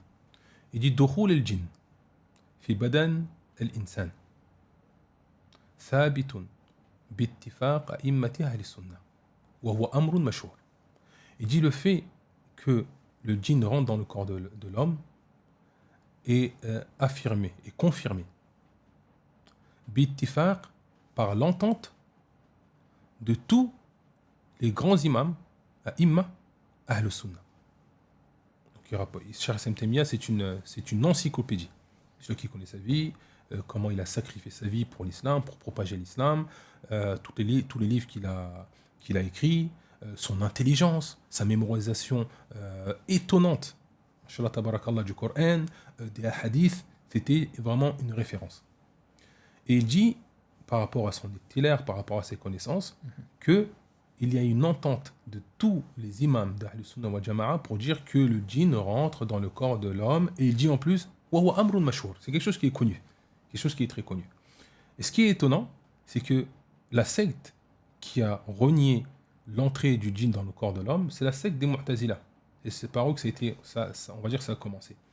La secte des Mu'tazila, malgré ça, tu vas trouver des grandes personnalités parmi eux qui croyaient à ce que le djinn rentre dans le corps de l'homme. Même parmi eux, des grands ont rendu mécréants des personnes qui ne croyaient pas à ça. On a la parole d'abord de l'Qadi Abd al-Jabbar, qui est décédé en 415 de l'Hégire. Il dit إذا صح ما دللنا عليه من رقة أجسامهم فلا يمنع دخولهم في أبداننا. Il dit si ce que j'ai dit concernant que leur corps était léger, donc il parle des djinns, il n'y a pas de mal, il n'y a pas d'interdit qu'ils rentrent dans le corps de l'homme. Il y a une autre parole parmi les fondateurs de l'école des Mu'tazila qui dit إن المنكر لدخول الجن في بدن الإنسان دهري. On trouve ces paroles-là dans le livre Ahkam al-Marjan fi Ahkam al-Jan. On a déjà cité dans le premier podcast. Il dit celui qui nie l'entrée du djinn dans le corps de l'homme, c'est un Mu'tazili, dahri, c'est-à-dire c'est un mécréant. C'est un mécréant.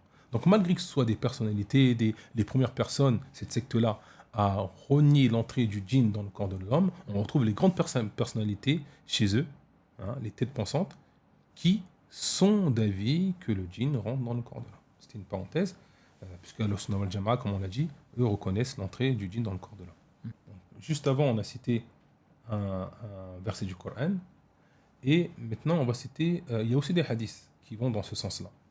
Nous avons par exemple la parole de Othman ibn Abil As. Othman ibn Abil As, il dit, le prophète sallam, وكلني رسول الله صلى الله عليه وسلم إلى الطائف. استعملني رسول الله صلى الله عليه وسلم إلى الطائف. Le prophète sallam l'a mis en tant que gouverneur à Taïf. Et il dit que je rentrais dans la prière et je ne savais pas, il y a quelque chose qui m'apparaissait, qu'il ressentait, qui l'empêchait, il ne savait même pas qu'est-ce qu'il priait. Donc il dit Rahiltu ila Rasulillah sallallahu alayhi wa sallam. Il est parti voir le prophète sallam qui est dans une autre ville. Et il dit, le prophète sallam le voit, il lui dit Osman, et il dit Naam. Il lui explique son problème. Il dit que quand je rentre dans la prière, etc., je ne sais même plus qu'est-ce que je dis, il y a quelque chose qui est apparemment. Et le prophète sallam il lui dit quoi Zaka shaitan. Ceci est shaitan. Ensuite il dit Osman, il dit je me suis rapproché du prophète sallam, fadaraba sadri biyadi wa qala ukhruj adu Allah. Il a frappé avec sa main ma poitrine et il a dit sors ennemi d'Allah. D'accord, ce hadith là il est rapporté par l'imam Ahmed, par Tirmidhi aussi, et Al-Haythami fi Majma' Zawaïd, pour ceux qui connaissent, il a dit rijaluhu rijalu sahih. Al-Muhim. Donc regardez bien comment le prophète sallam s'est comporté. Il a dit Zaka shaitan. Ensuite il a dit quoi Ukhruj adu Allah. Sors ennemi d'Allah. Car il est shaitan, et ensuite il frappe sur la poitrine, il dit sors ennemi d'Allah. Il y a aussi une invocation que le prophète sallam répétait. Ça c'est le hadith à Abi Sa'id radiallahu anhu. Il dit que le prophète sallam kana yaqulu Rasulullah sallallahu alayhi wa sallam. Il disait A'udhu billahi as-sami' al-alim min ash-shaytan ar-rajim min hamzihi wa nafthihi wa nafsihi. Donc je cherche refuge auprès de Dieu, qui est l'entendant, le sachant, contre shaitan ou shaitan ar-rajim, contre shaitan, min hamzi wa nafri wa nafsihi. Min hamzihi, ce mot-là est traduit par le fait de la petite as-sar, le fait par la possession.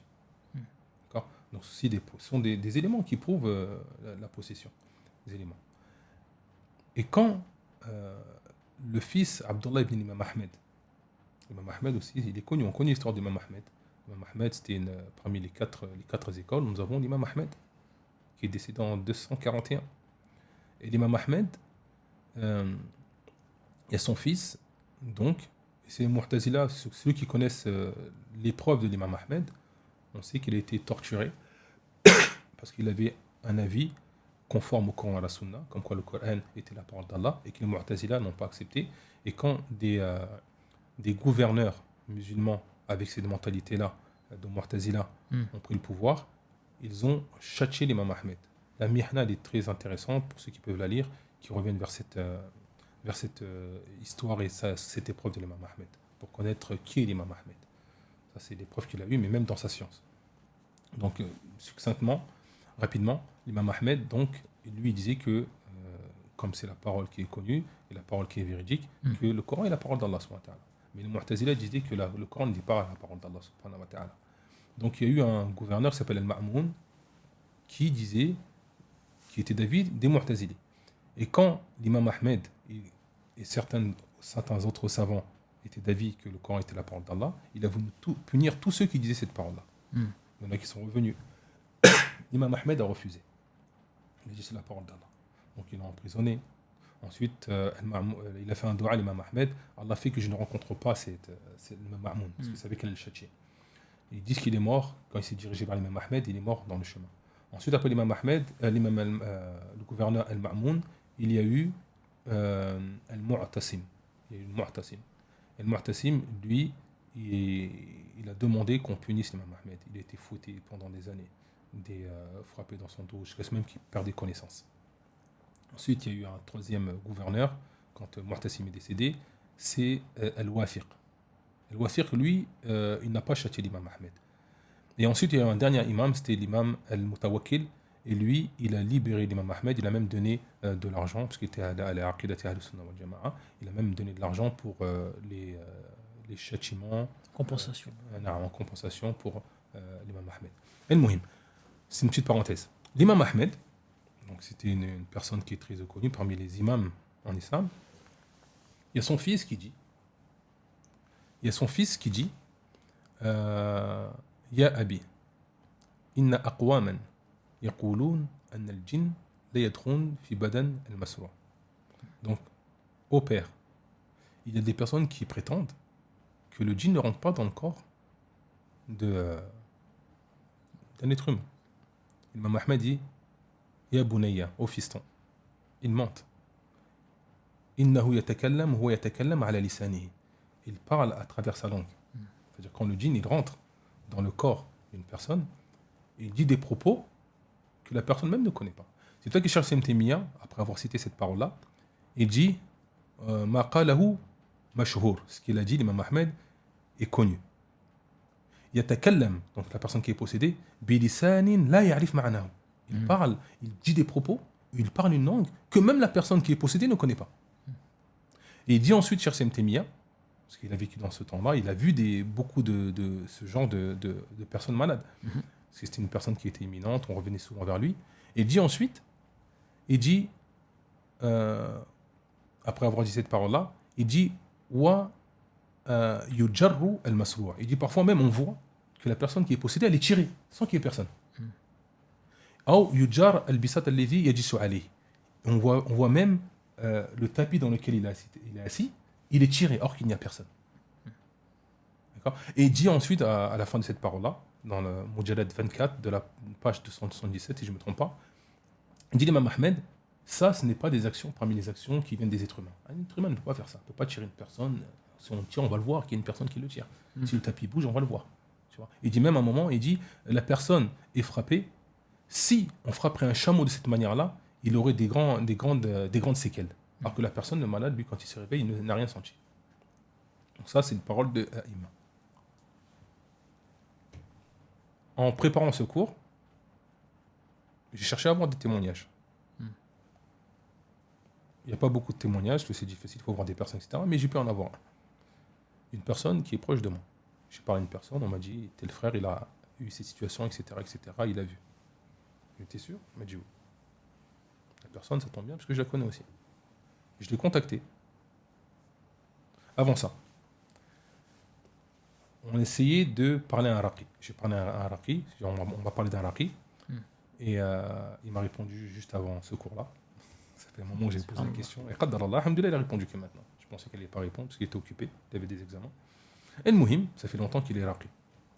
Et j'ai demandé, je vais préparer un cours, est-ce que tu peux me donner, c'est pas en français, est-ce que tu peux me donner un exemple que tu as vécu, par exemple, qui pourrait pousser les gens à qui ne croient pas à ces choses-là, d'y croire. Peut-être c'était un indice pour eux. Il m'a dit, donc lui c'était un raqi, il a l'expérience d'un raqi. Il a dit, il y avait quelqu'un dans ma famille, il ne m'a pas dit qui était cette personne-là, mais j'ai compris que c'est une personne qui était proche d'elle. Il m'a dit, il a senti en elle, il le ressentait, il a dit avec le temps, on arrive, par certains moyens, et je ne vais pas citer, apparemment qui m'a cité, une personne qui est possédée. Il a dit je le ressens. Mais donc apparemment il n'a pas dit à la personne. Il a dit ils avaient un groupe sur WhatsApp et il y a une personne, je crois que c'était son nom, si je me souviens bien, l'audio je l'ai dans mon portable, qui traitait aussi les gens qui étaient possédés. Une fois il a possédé, une personne était possédée et le raqi, il a demandé aux djinns avant de sortir de faire une kalima, un conseil pour les autres djinns pour qu'ils arrêtent de faire ce tort-là à certains êtres humains. Il a parlé une langue. Il a dit même si tu essayes de la copier, tu ne pourras pas la copier. C'est une langue qui est bizarre, vraiment bizarre. Il a dit une mouhim, il a mis la personne, il l'a mis dans le groupe. Il a enregistré la parole. Je lui ai demandé est-ce que tu peux m'envoyer là. Il m'a dit ça remonte à 4 ans. Il m'avait déjà prévenu avant. Tu m'as dit que ça remonte à 4 ans, je sais, mais est-ce que tu peux le retrouver? Il a dit ça serait Telegram, j'aurais pu l'avoir. Il m'a dit WhatsApp, je vais essayer de chercher Inch'Allah pour toi. Donc il a dit, donc il a pris cette parole-là, le djinn qui parle, qui donne un conseil dans une langue qui n'est pas une langue qui est peut-être tu vas jamais trouver dans le monde, qui n'existe pas. Et en plus, où cette personne-là qui est possédée aura appris cette langue-là. C'est une langue qu'ils ne connaissent même pas. Il a pris il a pris le conseil et il l'a allumé. Il a dit la personne qui connaissait de sa famille, la femme qui était possédée, lui savait qu'elle était possédée. En écoutant ces paroles-là, elle a crié. Comme si elle avait compris, elle comprenait quelque chose. Or que c'est même pas une langue. Il me dit, même si tu veux mettre les lettres une par une, tu pourrais même pas mettre les lettres, mais c'est tellement bizarre. Tu vois. Donc lui, c'est un raqi, il a des expériences, et lui, il croit, et lui, il est convaincu. Il dit, même si les personnes les assistent, ils vont voir qu'il y a quelque chose qui est surnaturel, qui est paranormal. Ça, c'était la première des histoires. La deuxième histoire, ça, c'est une personne que je connais. Que je connais directement. Donc, il y a une personne qui m'en a parlé. Je dis, ah bon, il a vécu ça? Je vais le contacter. Une personne que je connais bien. Que je connais très très bien. Qui est pratiquante, qui craint Dieu. Qui ne pourrait mentir en aucun cas. En tout cas pour moi. Après, les gens qui veulent me croire et qui croient à cette personne-là, ça revient, mais moi, j'y crois. Il me dit, j'étais dans un pays. Il était parti faire ses études. Il a dit, j'étais dans la mosquée. J'étais le Coran. Il a dit, à un moment, il entend une voix infernale. Et on l'appelle. Je ne vais pas dire son nom. On l'appelle. Il vient. Et ils essayent de maîtriser la personne qui est possédée. Parce que la personne qui est possédée, elle se débattait. Ils étaient, je ne sais pas combien, 4 ou 5, je ne sais pas. Il y avait même un professeur de Coran. Et ils essayaient de maîtriser la personne qui est possédée. Ensuite, il dit, le possédé, qui venait du pays, je crois que c'est le Kazakhstan, il commence à parler. Après, il dit quoi? Je ne sais pas moi. Après, en fait, il est étonné parce qu'il ne parle pas le français. Donc, il est... Attends. Il écoute. Il dit, il parle français. Il dit quoi? Il dit, donne-moi des tomates, donne-moi de la viande, je veux de la viande, du tomate. Il parle comme ça. Après, moi, je dis au frère, mais t'es sûr qu'il ne parlait pas français? J'ai peut-être que tu ne sais pas. Il m'a dit non. Il m'a dit, quand il a retrouvé ses esprits, je lui ai dit, t'as parlé en français. Il a dit, je ne parle pas le français, moi. Je dis, ouais, mais on ne sait jamais. Il m'a dit, on est parti demander aux gens de son pays. On a demandé, il a dit, non, il ne parle pas le français. Impossible. C'est impossible qu'il parle le français. Vous avez des amis, vous savez s'ils parlent l'allemand ou le chinois, vous allez savoir. Là, il parlait le français bien. Donnez-moi ça. Donc, la question, c'est... Nous, bien sûr, on se base par rapport au Coran et à la Sunna, comme j'ai dit. On a cité un verset du Coran et un ou deux hadiths. Mais même le waqi', comme l'imam Ahmed et comme le Cheikh Ibn Taymiyyah l'a dit. Donc le waqi', ce qui est présent, ce qu'on voit. La réalité, ce qu'on voit, prouve que la possession est possible. Si une personne parle une langue qu'elle n'a jamais apprise, qu'elle n'a jamais entendue, elle parle cette langue correctement, tu te poses des questions. Tu te dis, mais comment ça fait? On peut dire, voilà, c'est ça que j'ai parlé de l'épilepsie, est-ce qu'un dérèglement des décharges électriques peut te faire en sorte que tu apprends une langue? On se pose des questions. C'est important de se poser les bonnes questions. Après, il y a un autre point, c'est que les gens qui ne croient pas à la possession, parmi les musulmans, le problème c'est que, comme ils n'y croient pas, tous les versets du Coran, tous les hadiths qui vont dans ce sens-là, on va parler que du Coran. Le Coran, le verset, il est clair. Ils vont les refuser. Ils vont refuser, ils vont l'interpréter. Non, mais vous savez, c'est telle chose, mais ce n'est pas ça. Et la réalité, les gens qui ont vécu, les gens qui le vivent, les gens qui ressentent, même le verset du Coran, il est suffisant, il est très très très clair, le verset du Coran, concernant cette chose-là. Qu'Allah nous permette de voir la vérité. Amen. Avec tous les arguments que tu nous as donnés pour la possession, les djinns, etc., comment c'est possible que les Mu'tazila, comme tu l'as dit précédemment, renient cette chose-là, la possession? Quels sont leurs arguments? Comme on l'a dit précédemment, le fait de vivre avec des personnes, le fait d'avoir une foi, ne pas être vraiment accroché à sa foi, avoir une certitude dans sa foi. D'accord. Et de vivre avec des personnes qui vont influencer, on peut influencer ta façon de penser quand ce sont des erreurs par rapport aux choses mondaines. Mais quand ça vient d'une parole d'Allah subhanahu wa ta'ala, il n'y a pas de place. Il n'y a pas de place pour donner une interprétation à ce que Allah a dit, le prophète nous a expliqué, ainsi que les compagnons. S'ils l'ont tous compris d'une certaine manière, pourquoi voulons-nous changer parce que l'environnement dans lequel nous vivons n'accepte pas ces choses-là? On cherche à changer. Non. Il faut être ferme sur sa foi. Allah l'a dit. Les compagnons, on l'a appliqué, le prophète l'a dit aussi, les compagnons l'ont appliqué de telle manière, même si les gens se moquent de moi, hein, vous croyez, comme on a pu le voir dans certains commentaires, vous croyez au djinn, etc. Mais ça ne doit même pas nous toucher de quelque manière. Le croyant, il sait qu'il aura des comptes à rendre devant Allah subhanahu wa ta'ala. Il sait qu'Allah subhanahu wa ta'ala a créé tout l'univers. Quand on voit l'univers, comment il a été créé. Même aujourd'hui, les scientifiques, quand ils nous expliquent la façon dont l'univers a été créé, la personne a été créée. On sait que cette personne-là qui a créé cette chose-là est une personne, une entité qui est puissante. C'est ça, c'est lui notre Seigneur. Notre Seigneur, c'est celui qui a créé l'univers. Qui est-ce qui a mis, quand on regarde autour de nous? Aujourd'hui, la réflexion, elle est difficile. Il faut être franc. Aujourd'hui, la réflexion, avec le monde moderne, avec les portables, elle est différente de celle d'avant. Avant, nos parents, nos grands-parents, ils vivaient dans la nature, ils avaient le temps de méditer sur certaines choses qui devenaient évidentes. Il y a un soleil qui se lève le matin pour qu'on ait l'activité, ensuite le corps se fatigue, mais en même temps, il y a aussi la nuit, les membres que nous avons, regardez comment ils sont bien articulés. Imagine-toi si on aurait, je sais pas moi, les phalanges, on n'aurait pas de phalanges ici. Va attraper un verre d'eau. Tu te rends compte? Quand tu réfléchis sur ce genre de choses, quand tu regardes les fruits, les légumes, la couleur, les différents goûts, quand tu te poses et que tu médites sur ces choses-là, ton cœur, naturellement, va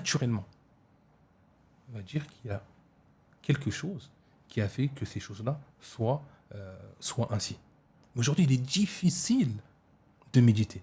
On est tellement occupé qu'on n'a pas le temps de méditer. Est-ce qu'on se pose certains moments? Et pourtant, le Coran nous appelle à ça.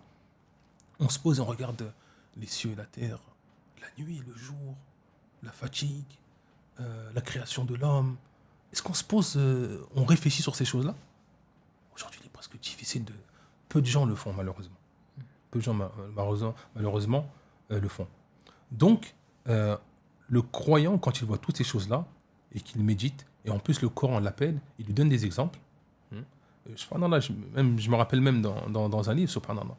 Il disait, regarde, le liquide dans la bouche, il est neutre, on va dire. Le liquide dans les yeux, il est salé. Le liquide dans les oreilles, il est amer.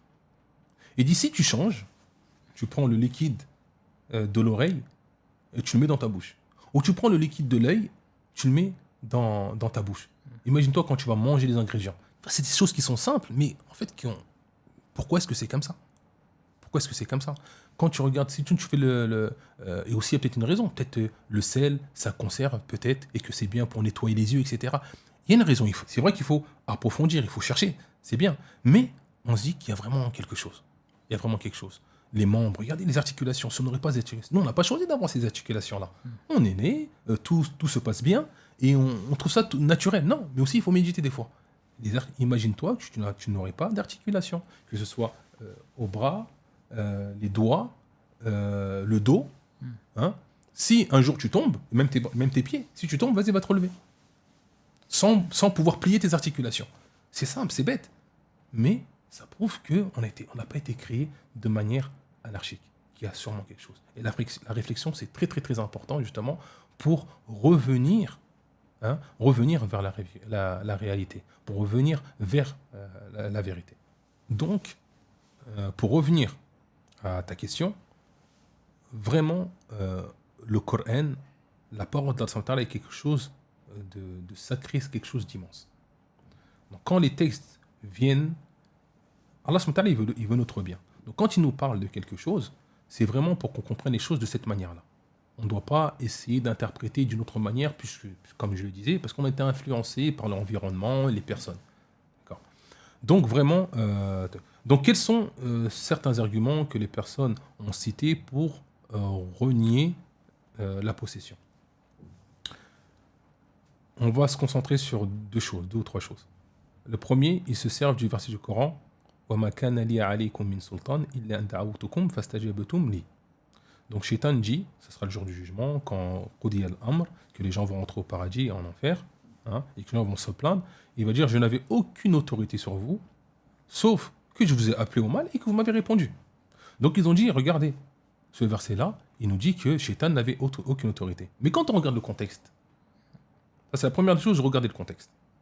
Quand on regarde le contexte de quoi il parle? Il parle de « je ne vous ai pas obligé à commettre le mal ».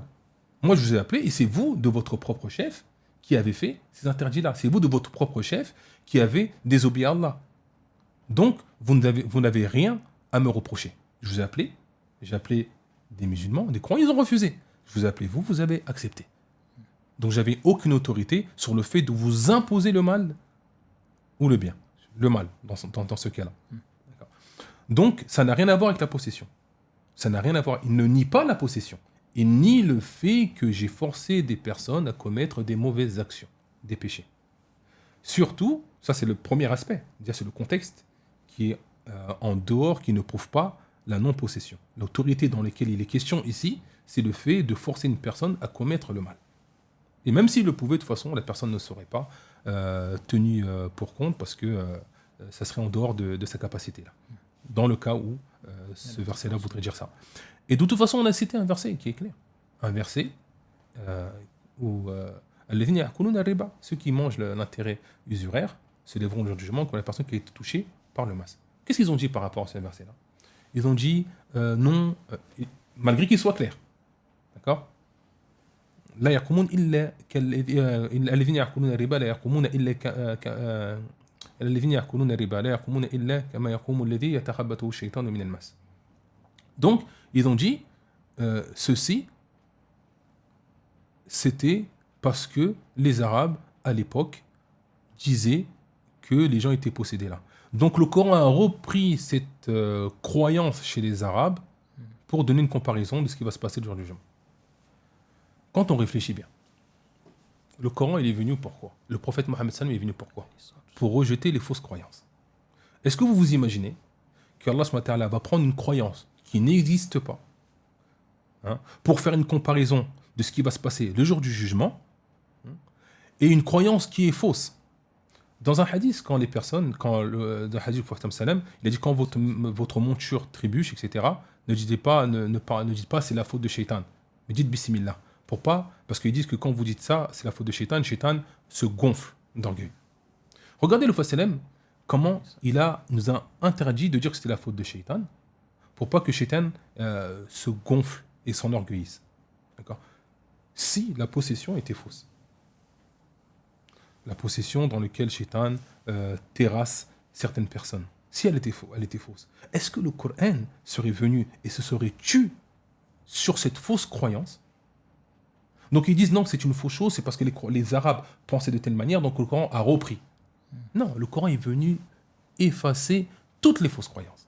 Le prophète Mohammed sallam dans un hadith, il dit la roule. Roule, c'était une bête dans laquelle les Arabes croyaient dans le paganisme, avant l'islam. Et il dit que quand on voyage, c'est une bête qui apparaît et qui vient égarer les gens. Le prophète a dit la roule, ça n'existe pas. Ça n'existe pas, il n'y a pas de roule. D'accord? Donc, regardez comment il est venu repousser cette chose-là. Parce que c'est une fausse croyance. Une croyance qui est répandue comme la possession. Est-ce qu'il est possible qu'on ne trouve aucun verset du Coran, ni un hadith qui vienne nous interdire ou nous montrer que la possession est interdite?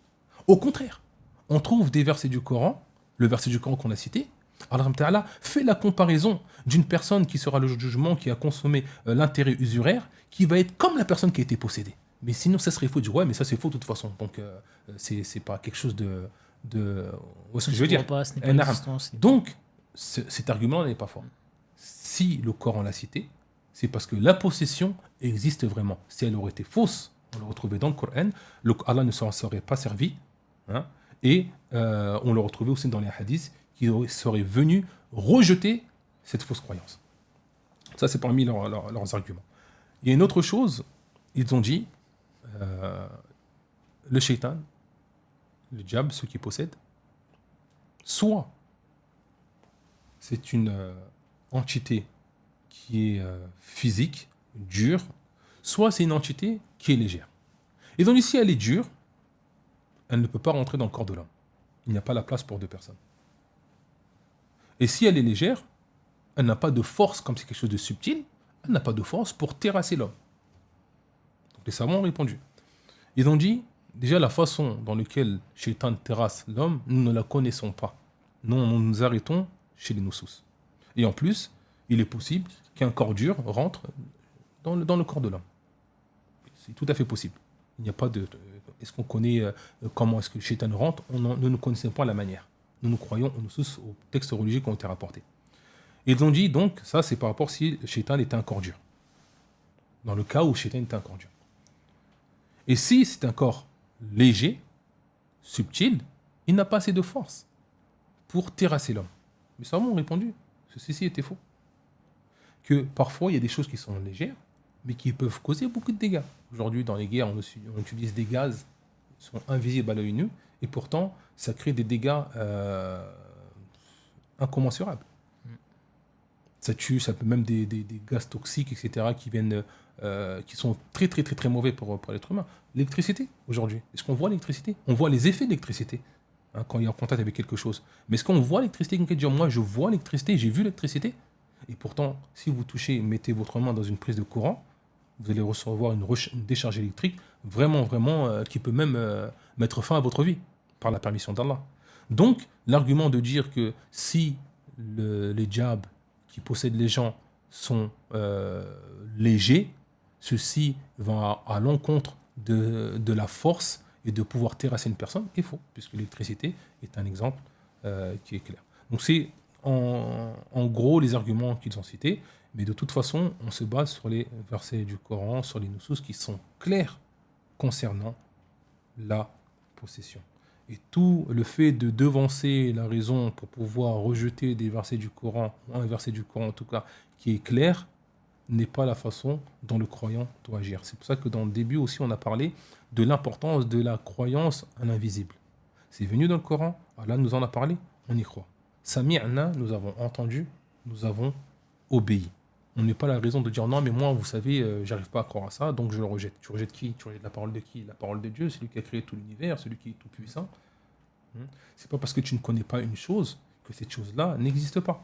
Sinon, dans ce cas-là, avant d'avoir découvert les bactéries n'existaient pas. Auparavant, on ne connaissait pas les bactéries. On ne connaissait pas aussi les virus. Est-ce que ça veut dire parce qu'on n'avait pas la technologie pour découvrir ces choses-là qu'elles n'existaient pas? Non. Aujourd'hui, il y a des djinns et ils possèdent l'homme, comme il est vu dans le Coran. On ne sait pas, les gens, les scientifiques ne peuvent pas le découvrir. Ça ne veut pas dire, c'est-à-dire de façon empirique, ça ne veut pas dire que ça n'existe pas. Il faut attendre, peut-être que dans le futur, il y aura plus d'éléments, mais nous, le plus important en tant que croyants, c'est de croire à ce qu'Allah subhanahu wa ta'ala nous a révélé, et Allah subhanahu wa ta'ala fait l'éloge des personnes qui croient en l'invisible. Merci beaucoup pour cette intervention très profitable. J'en profite également pour vous annoncer que nous allons faire un prochain podcast, Inch'Allah, avec professeur Abdelwadoud. Nous allons parler de comment guérir de la possession. Nous allons également évoquer la sorcellerie, le mauvais œil, comment s'en prémunir et comment en guérir. Barakallahu fik, professeur Abdelwadoud. Barakallahu fikum antum de m'avoir invité. Subhanakallahumma wa bihamdik, ashhadu an la ilaha illa anta astaghfiruka wa atubu ilayk. السلام عليكم ورحمة الله. أسرد خيولك يا أخ الإيمان وانهض لبعث العلم في الأوطان فالعلم ميراث الرسول أمانة فاز الحفيظ لإرثه الرباني